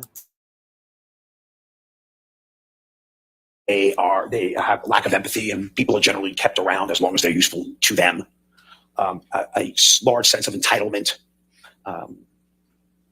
Anything else? Need for praise. So that would go under narcissistic personality and IPV. What if any what if any traits would be requiring admiration? Would that fit into it? Yeah, oh yes, requiring admiration need to be admired as part and parcel of narcissistic personality disorder. Yes. Would being envious fit within that? Yes. Fragile self-esteem? Yes. And what, if any, record evidence do you have that correlates with Mr. Depp being narcissistic? Well, I do think that the fact that he thought that Amber owed him, Ms. Heard owed him. Objection, Your Honor. Overruled. Thank you. Go ahead. The fact that Ms. Heard owed him and only wanted to be together with him because of his fame is an example of that. I do think the jealousy aspects are an example of that. I do think I think Mr. Chilling has testified that being admired is one thing, but then behind your back saying something else about people is another thing. And I can probably say with a reasonable certainty that to some degree this whole trial is that. Objection, Your Honor. What's the objection? That's not record evidence. Speculation. Please continue. That this whole trial, in terms of narcissistic insult, is what's going on. I believe that Mr. Depp was very much a mainstay appropriately in Hollywood, and then this was pulled the rug without. Objection, Your Honor. Can we He's able to explain I what he's. sustain that objection. Can you explain what you mean by this whole trial? This proceeding will go, this court case will go. There's an objection, sir.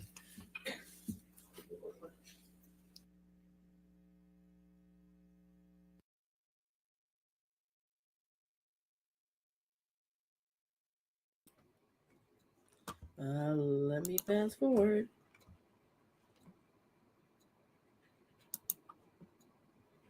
What other conduct is in record evidence that correlates with Mr. Depp being narcissistic, having those traits? What's the thing about the trial rule? I can't Yeah, speak. you're not allowed to say that. Not say that. Okay. The only other thing about narcissism, I think, in terms of the trial would be in order to maintain any sense of control, a narcissistic person really has to have lack of empathy, because in order to engage in behaviors that quote unquote are used to keep individuals in control, you don't really think about the other person. You're not really caring what happens to that other person. So I think that's another facet. So are attitudes accepting or justifying intimate partner violence a risk factor for intimate partner violence? Yes. Do some perpetrators in intimate partner violence try to minimize the IPV? Yes. So it is unfortunately not uncommon, especially during the calm phases of the abuse cycle where there is no increased tension, there's no acting out. Okay, you were talking about more of the honeymoon, apologetic phase, begging for forgiveness, telling them how you're going to change, maybe giving them gifts.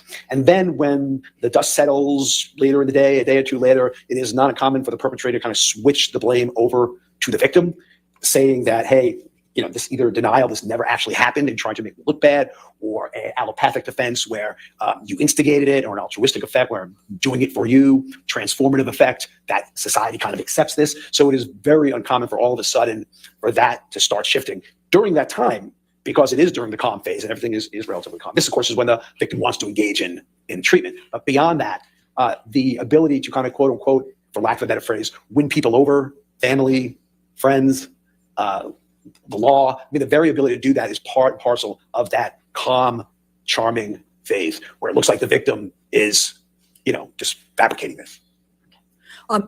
And is victim blaming a characteristic? Yes, like I said, to blame the victim, that one of the defenses are the allopathic defense comes along with victim blaming. That's what essentially you're doing. I'm blaming you for what you made me do. Okay. And is there record evidence that you reviewed that correlates with Mr. Depp engaging in this type of behavior?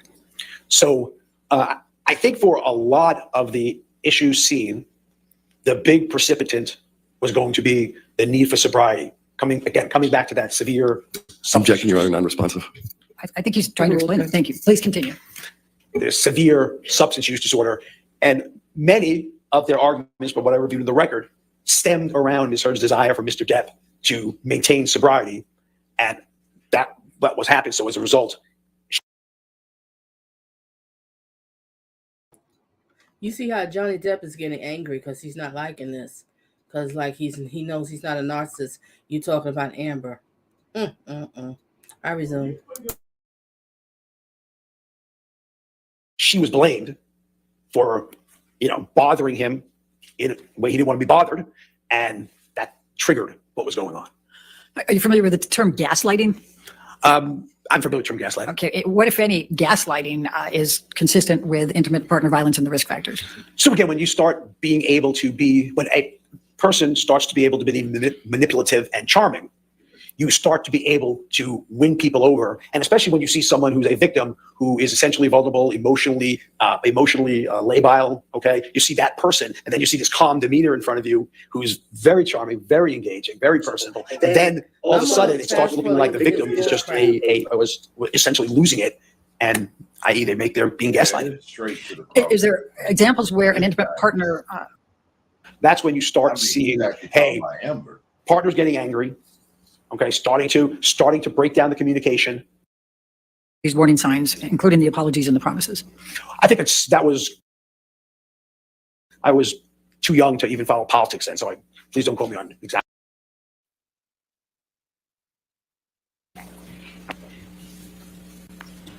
Dr. Spiegel, do you remember the question? Does the Goldwater Rule have any applicability here to your testimony and your conclusions and opinion? Absolutely. Thank you. All right, cross-examination. Thank you, Mr. Dennison. Sir, I'm Wayne Dennison. We haven't met. But let me ask you, let's start with what you finished with. I'm sorry, one more time? Let's start with what you finished with. You understand that the court was twice asked by Ms. Heard's counsel to order a medical exam of Mr. Depp, and those motions were denied. I think your team told the court you didn't want to have them, and the court ruled on it. Right? I don't think the court proactively did it. You kind of had a motion to them, right? No. When Ms. Heard's lawyers moved for them and asked for them, did not get them. Is that right, sir? If you're saying that's what happened, my understanding was that you all did not want him to undergo one. They petitioned for it. The court said no. Yes, that's what my understanding of it was. So the court said no to ordering Mr. Depp to do the medical exam. Right. I said the court did not require it. Right. And there was one that was ordered, in fact, right? There was. All right.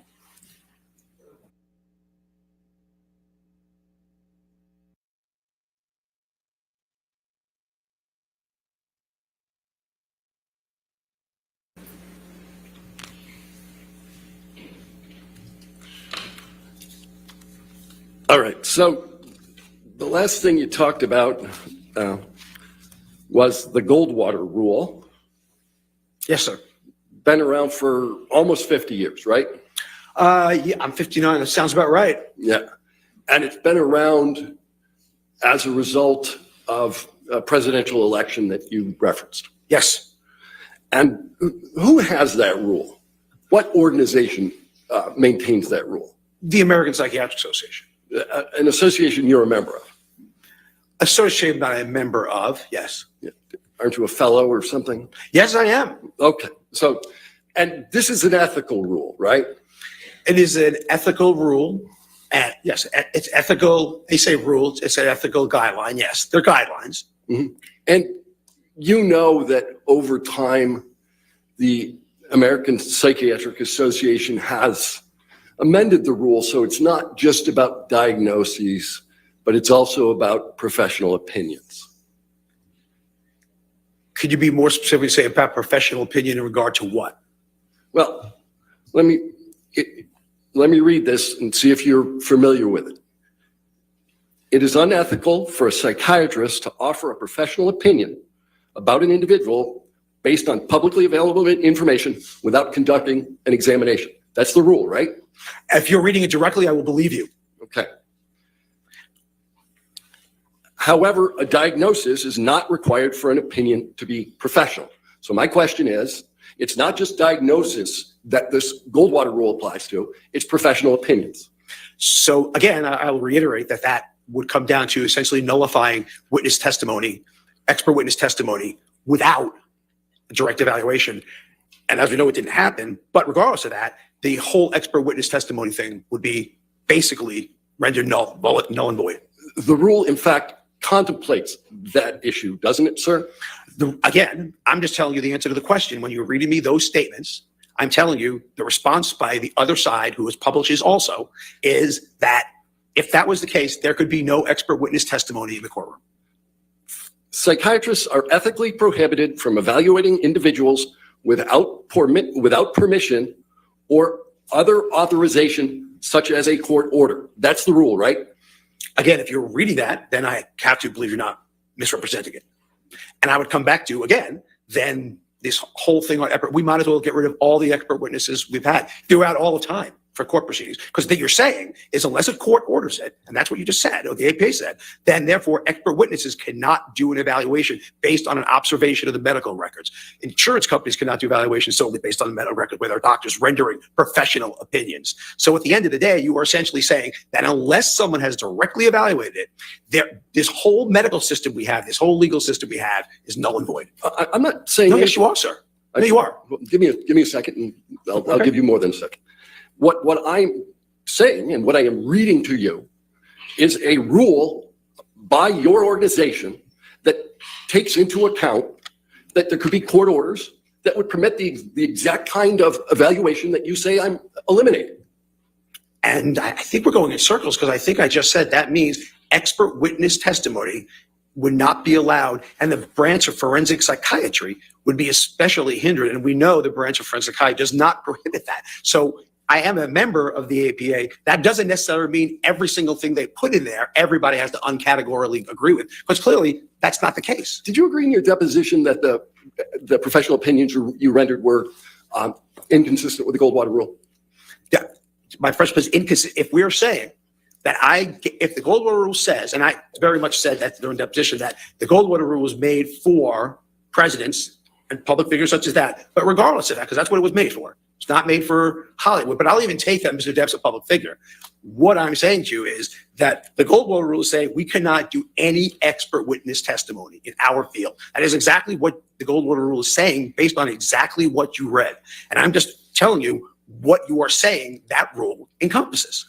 What I'm asking you, sir, is did you comply with the ethical requirements of the APA when rendering the professional opinions that you've rendered today? It is a requirement of the APA. It is not the requirement of the APA. Secondarily, so the answer is no. Secondarily, again, in order to not, we wasted our whole morning because there was an expert witness before me. There's an expert witness everyone brought in. So all I'm saying to you, that means the whole field of medical legal law is corrupt and unethical for engaging in an act that the APA clearly says we should not do. So if you're saying that, then the answer is yes, I'm agreeing with that statement. You're agreeing that the APA would deem your testimony and your professional opinions rendered unethical.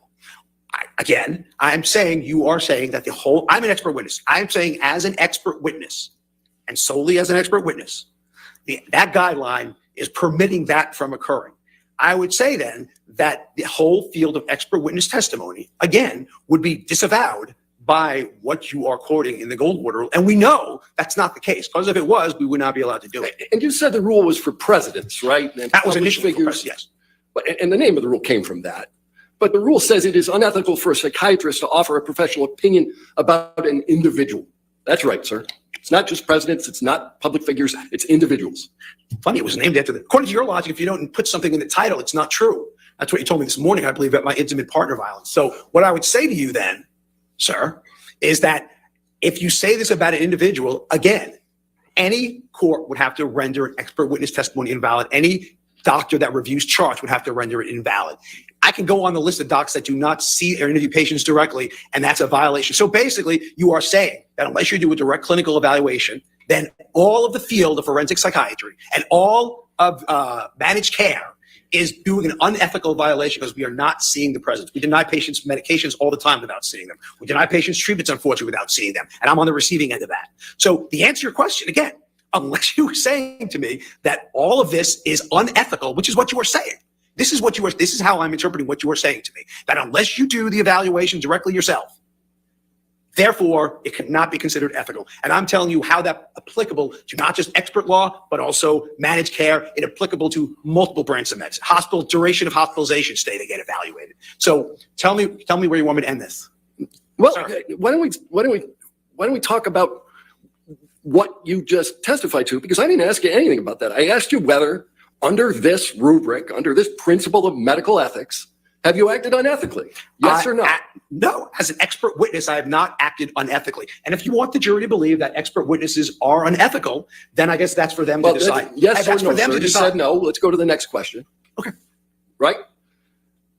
Psychiatric diagnosis occurs in the context of an evaluation based on thorough history-taking examination and, where applicable, collated or collateral information.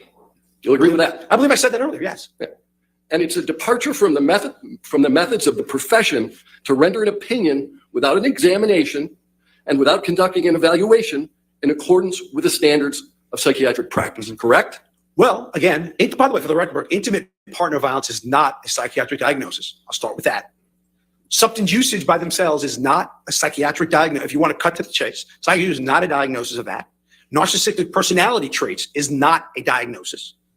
Ergo, I am basically commenting on the things that were brought to me, which are not diagnosis. But in evaluation, if I was going to treat a patient or anyone here, those are the steps I would take. We, I think, started with the notion that this rule applies broader than diagnoses. It applies to professional opinions. I believe you you've just rendered quoted professional opinions relative to narcissistic personality traits, haven't you, sir? Relative to Mr. Depp. Again, I believe you just commented on what it takes to do a psychiatric evaluation to establish a diagnosis. I'm almost certain that's what you said. And maybe I'm wrong. Maybe you didn't say that, but I'm sure you did. And therefore, what I'm saying is neither IPV nor substance usage nor narcissistic personality traits a psychiatric diagnosis. And then under the rubric of expert witness testimony, you are saying I acted unethically under the rubric of expert witness testimony. So if you, sir, would like to proceed that expert witnesses are unethical, based on that, I am not going to sit here and disagree with you and waste everyone's time. I think it's fairly obvious. But thank you. I'll go ahead. These were your words. I'm just saying them back how they're interpreted. Okay. Let's start with the easy question then.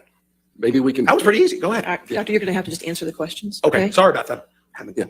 You need to just answer the questions, Okay. Dr. Spiegel. You are not rendering any diagnosis whatsoever of Mr. Depp today or ever.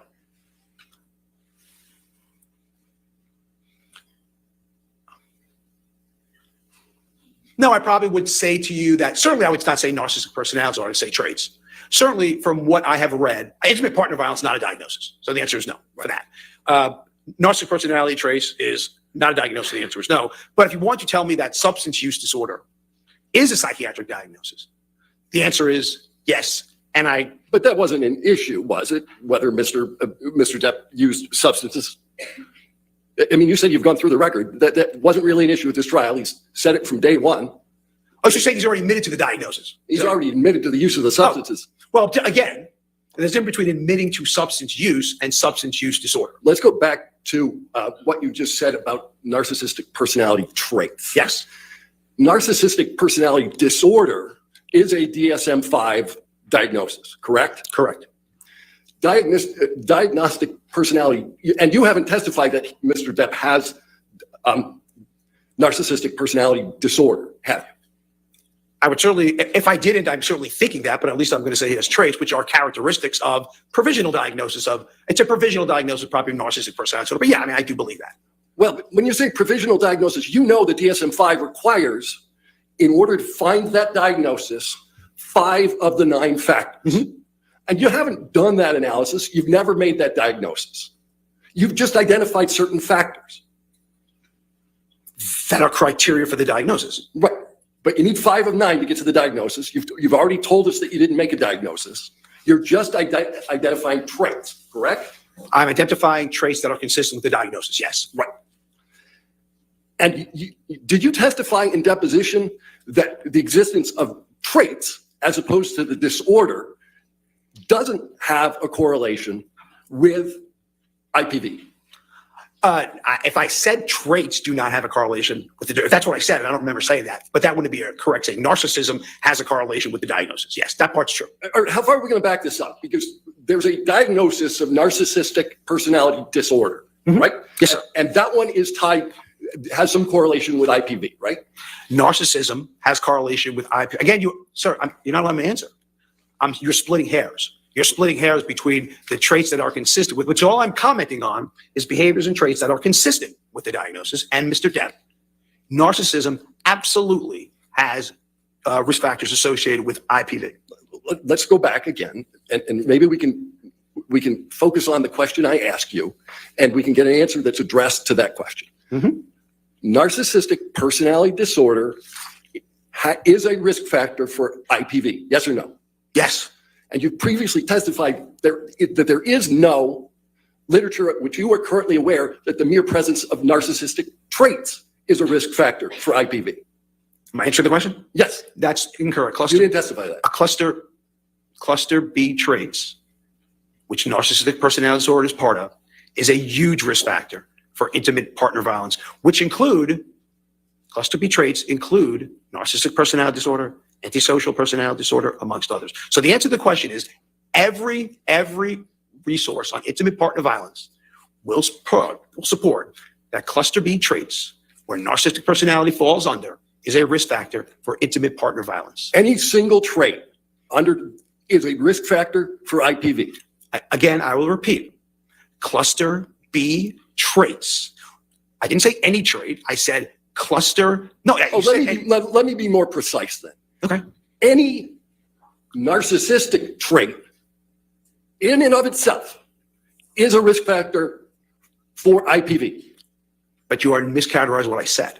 What I said, I'm pretty sure I said cluster. If you look at all the intimate partner violence literature, and it would behoove you to do so, you will see that cluster B traits, I didn't say narcissistic per se, cluster B traits, where narcissistic personality disorder is part of, are risk factors for intimate partner violence, part and parcel, uniformly true. And I'm not sure, the thing I don't understand is, I'm not sure why we're arguing psychiatry, because I'm telling you what it is. Dr. Siegel, you just need to answer the question. Okay. So you want to talk about cluster B, so let's do that This for a minute. psychiatrist is getting real tight on the Borderline stand. personality disorder is a risk factor for IPV. As part of cluster B traits, yes. Histrionic personality disorder is a risk factor for IPV. Less so. But it Less so. it's good. Less so. I mean, it's a risk factor, but less so, yes. Yeah. Less so. Significantly less so. All right. So which traits under narcissistic, before I move on there, there's only been one diagnosis in court of personality disorders, correct? I'm not even sure who you're referring to. Are you referring to Mr. Depp, Ms. Hurt? I'm not sure what you were talking about. Do you understand that there was a medical examination done of Ms. Hurt? Yes, I did. Do you understand that the testimony was ultimately that Ms. Hurt suffers from 2 personality disorders? Okay, so I'm just being specific. I just wanted to know if you're talking about Ms. Hurt or Mr. Depp. So that's all I was asking you. Yes or no to my question? Which was there's only one diagnosis of, Ms. Hurt was diagnosed with that. Yeah. And both of the diagnoses are in cluster B, and both of them are risk factors for IPV. But both those cluster B things are, I'm not allowed to comment on the testing. So therefore, all I can say is that cluster B traits, and I'll tell you what they are. And by the way, I testified this before, which was that one, I don't expect perfection from my victims. Two, absolutely there are cluster B traits Mr. had. Absolutely. Given that you've testified to it before, let's move on to a new question. Okay. All right. You indicated in your opinion today that you thought, well, why don't we move a little different? Are you a member of the American Medical Association? No. Okay, so you don't know what the ethical rule of the American Medical Association is relative to doing clinical diagnoses about individuals you've never talked to. So you're saying in terms of doing expert witness evaluations under that rubric, right? I'm just asking you, do you know the AMA's rule? You're saying AMA's ruling under the rubric of not doing evaluation with somebody you did not see. And I'm questioning, I'm asking, so you are talking about expert witness testimony? No, I'm talking about, do you know the rule? I'm not a member of the AMA, so I Okay, don't great. read the rule. We Okay. can move on. You don't know the rule. All right. You rendered an opinion about Mr. Depp's purported cognitive impairment. Yes. Yeah. What do you use as a baseline? A baseline for processing speed? Yeah, for analyzing Mr. Depp before you watched his deposition. What is a baseline for that? Yeah. Oh, I mean, I guess my baseline would probably be how I've seen him interact in public. How I've seen him interact with others. I've seen him interact in media. I've seen him interact and his process speed is certainly not slow. I've seen him do commercials. His process speed was not slow. At deposition, didn't you say that what you did was compare Mr. Depp's performance in lots of pirate movies against his deposition testimony here? What I said was I've seen Mr. Depp do apology ads. I remember he did an apology ad with Bad Dog, no delay in process speed. I've seen him interact with the media regarding to that. I saw no delay in processing speed. All I'm saying Let me ask you about pirates, though. You compared pirates to the depositions given in this case. And I apologize for what I said. Then I misspoke. You misspoke? You didn't make the comparison? Right now, just a second ago? Just a second ago, I may have said that I misspoke. I apologize, I misspoke. Okay. Because you know you can't compare pirates to sworn testimony, right? Yes. Okay. But you can, but as an aside, you can judge someone's processing speed at any time. I'm judging yours right now, you're judging mine. We all judge processing speed as a baseline because of what we know about each other. I would say your processing speed right now is not slow. So, I mean, we're judging processing speed. I'm just saying to you. Yeah. But no, any of Mr. Depp's other portrayals in movies, did that affect your analysis of processing speed? Only I've seen him interact on interviews, and that was it. Right. When he wasn't in movies. Right. But Willy Wonka doesn't matter to you? You see him in that movie, Charlie and Chocolate Factory? Did you look at that one when you were comparing his processing speed?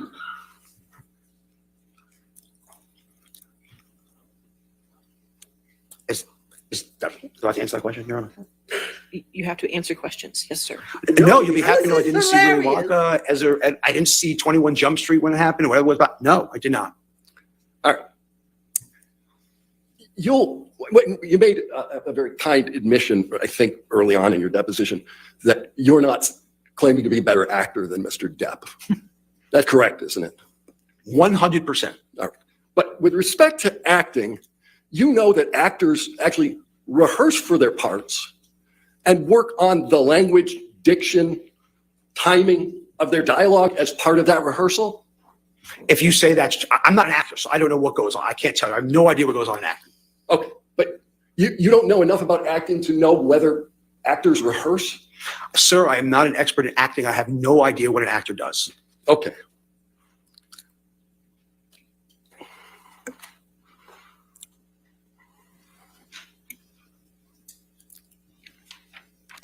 During your deposition, what were the circumstances under which you decided to call Mr. Depp an idiot?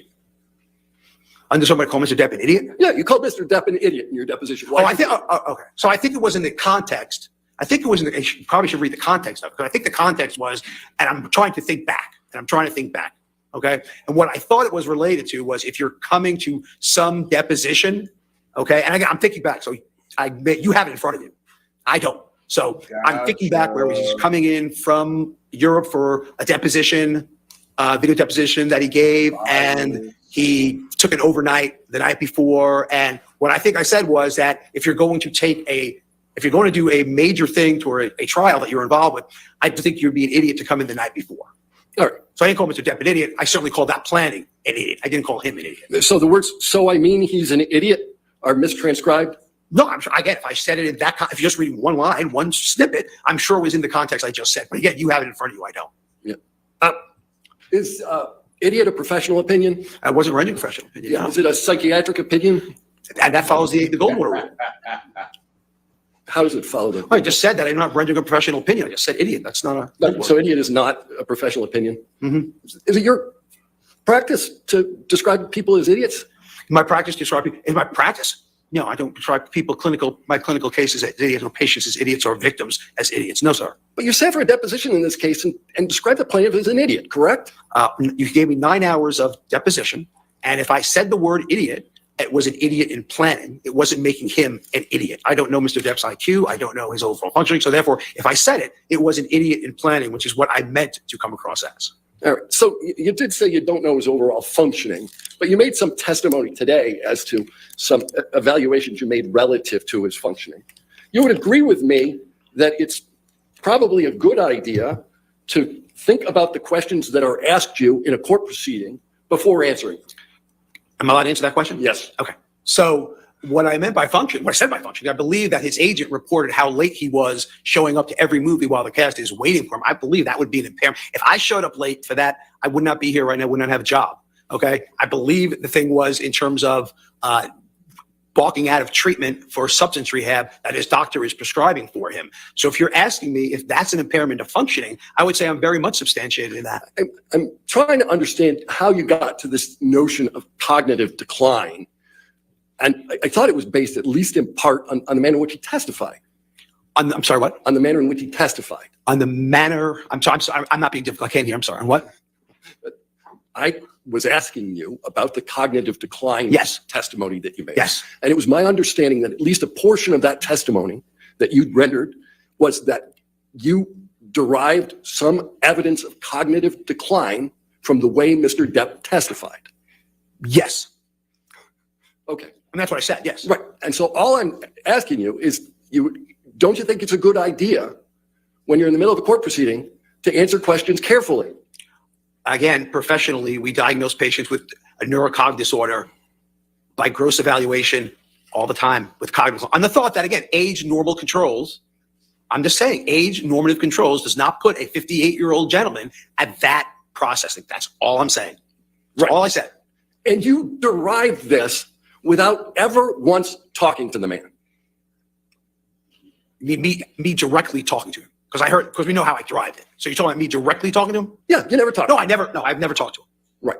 And this exam you gave, well, you did talk about Dr. Blaustein, right? Yes, sir.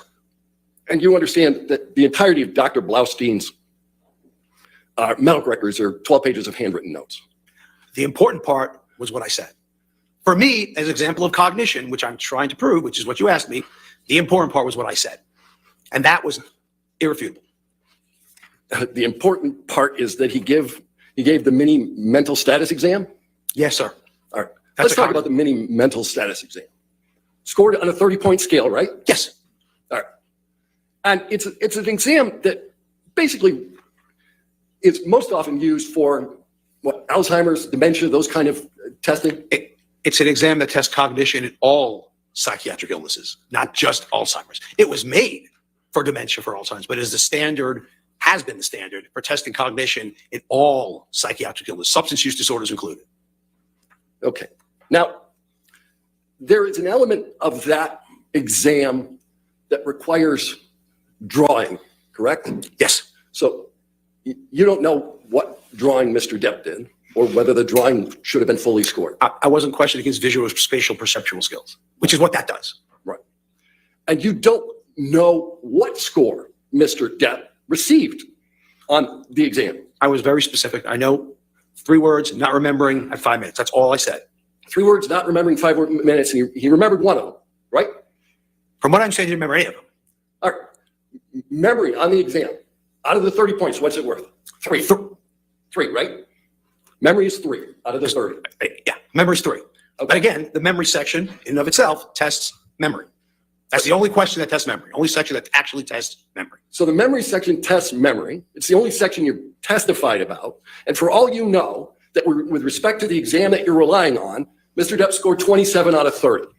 And that would be telling, though, cognitive. If you score 27 and 30 and you miss 3 points on memory, that would be very telling. You don't know if Mr. Depp had been up all night the night before.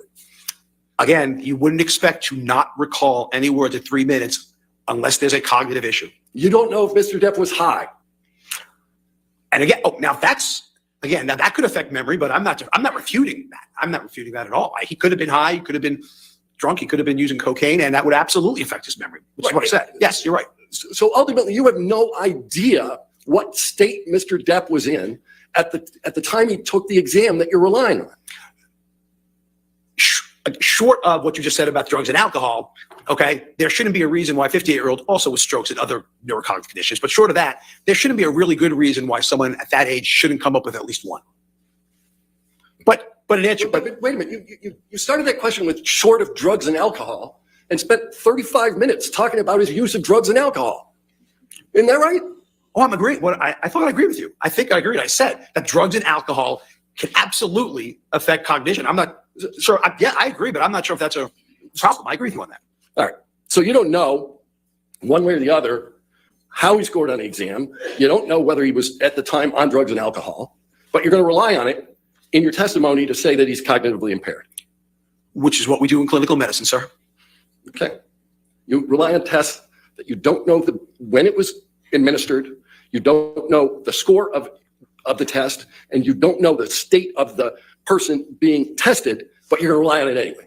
Again, if we had to know every test, when people get the mini-mental state exam, we have no idea clinically if they are high, wasted, stoned, stroke. We have no idea. So if you're going to say that, that means everybody needs a drug test before they do a mini-mental study, and that's not the standard of care. And I think you know that. So let's talk a little bit about this word you kept using, correlation. You know the word, right? Yes.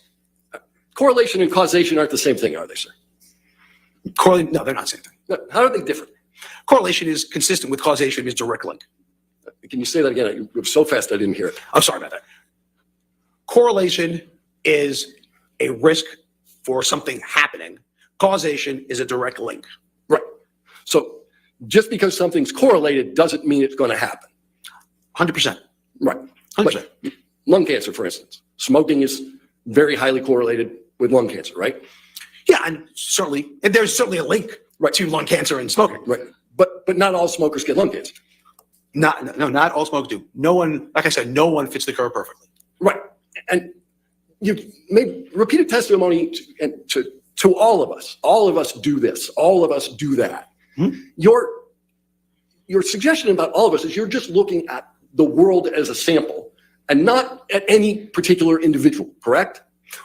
What I'm looking at is that I'm not talking about an individual, how they can or cannot be resistant. What I'm saying is invariably, when you use substances, this is going to happen. Now, is there a 0.05% chance that someone who does?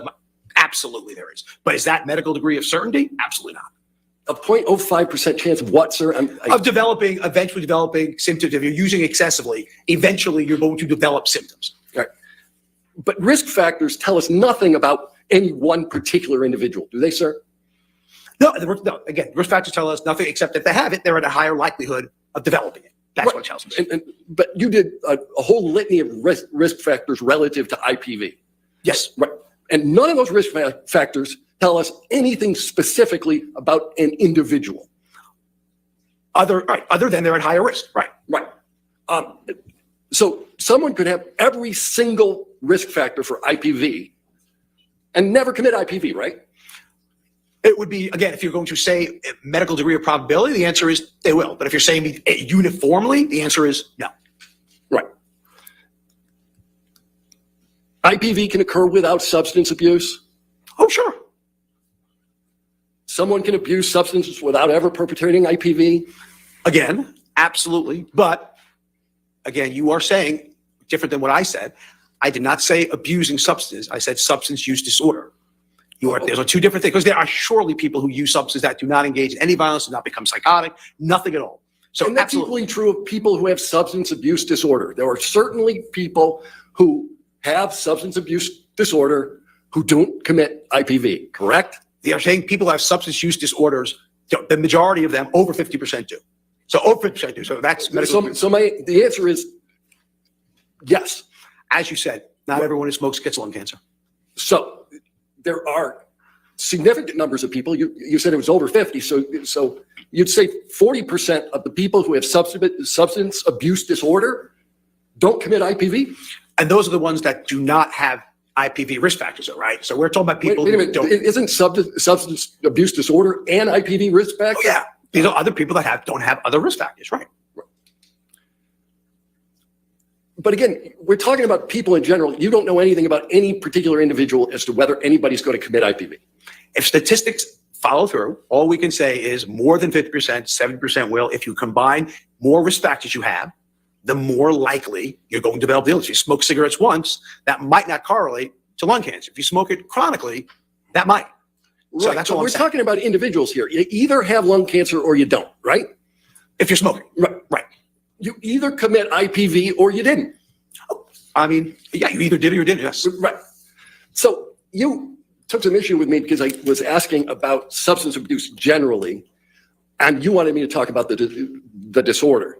I asked you earlier about narcissistic personality disorder, and you haven't made that diagnosis. You've just talked about the traits, right? Yes. And somebody have these narcissistic personality traits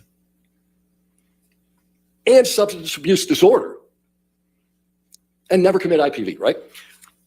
So along that line, Right. about 80 to 90% of people who commit IPV have a personality disorder. So the answer is less than about 10% obviously do not. There are more close links with IPV for borderline personality disorder than narcissistic personality disorder, correct, sir? I'm not going to agree with that. No? I'm not saying there are more links. I would say to you, there are absolute. If you're asking me, there are links. The answer is absolutely. If you're saying to me more, I can show studies. Say yes, those studies say that has not been absolutely definitively correlated. No, absolutely not.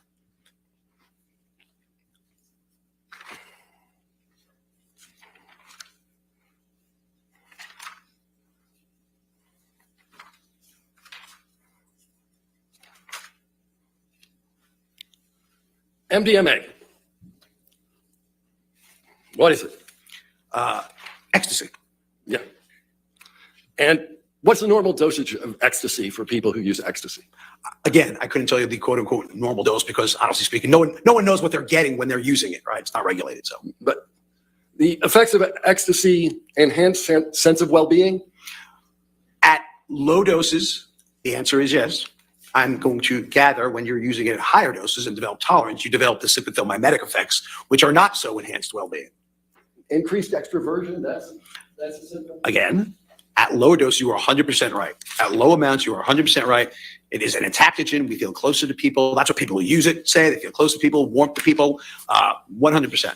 But with continual use and higher doses, it can be fatal. Right. So that's not well-being. I don't know if I call that well-being. So continued use at higher doses, MDMA can be fatal, correct? Correct. What if you took 8 to 10 tablets of MDMA? What if you took again, you don't know what it's very hard to say that. You don't know what it's, what's the word I'm looking for?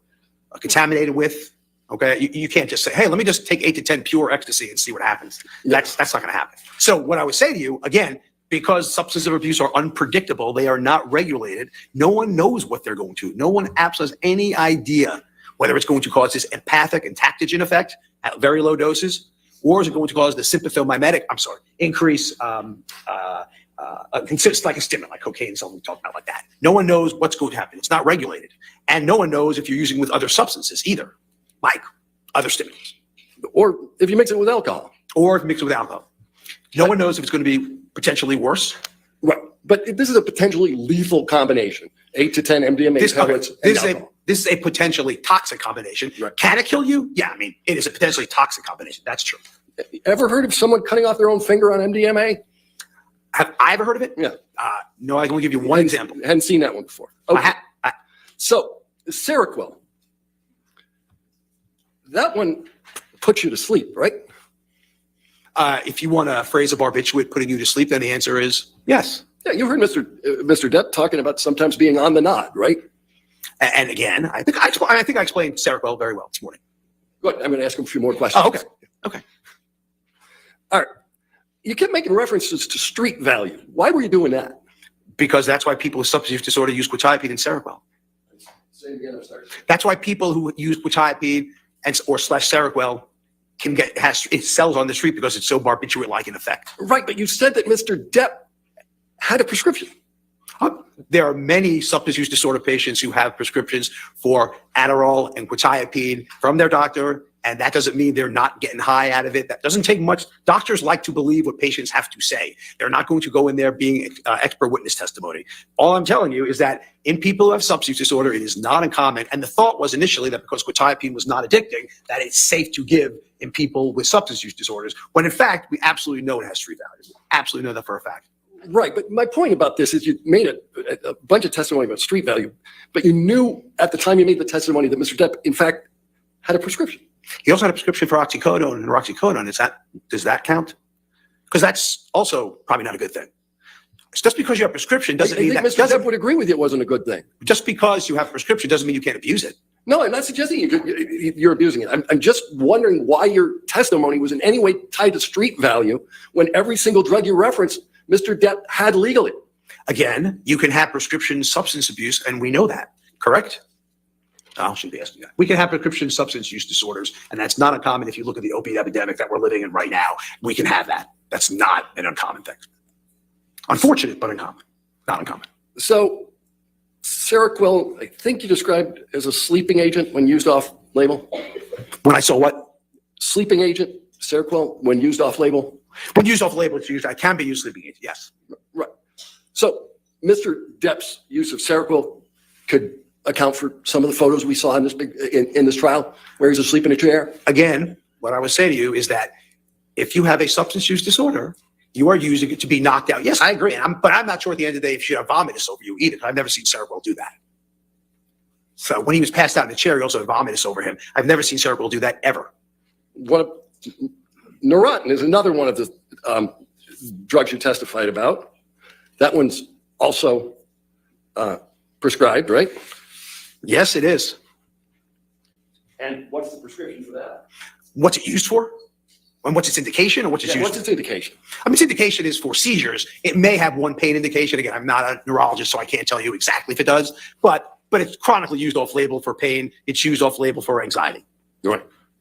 And what's its effect? That's another one that'll put you to sleep, right? Well, yeah, I mean, sure, 100%. Right. And you made reference to a picture. There's been testimony around that picture that Mr. Depp fell asleep with ice cream in his hand. That's not vomitous, right? I was told it was vomitous. Okay.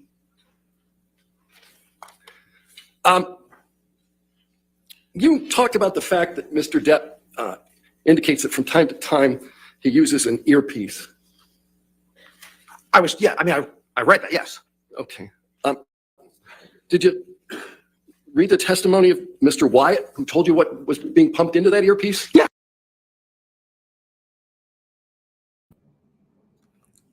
Okay, ladies and gentlemen, I'm going to end it.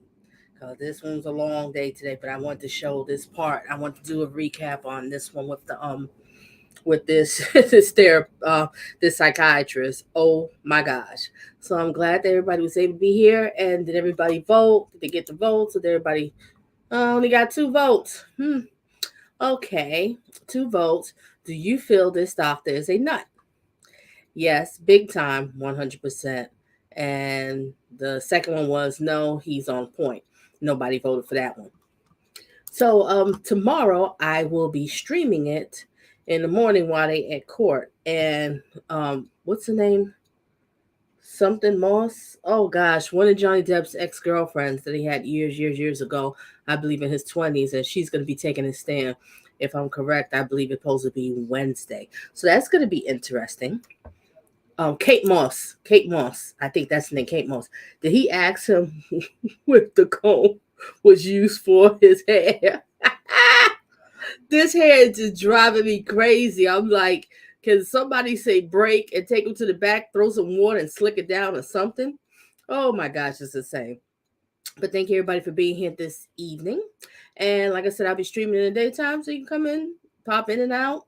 You can listen while you're working, cooking, cleaning, driving, or watch the replay, whatever you want to do. But thank you everybody for being here. Thank you, mods. Thank you, Jack, for co-hosting. I think Jack's done stepped away right now. So, all right, that's just about all I have to say. Good night, everyone, and thank you for being here. And remember, date smart, not thirsty. Don't forget, because you will be a target of being used and abused by these people. Yeah, Right. this guy's nuts. Did you get your vote in? Did you get your vote?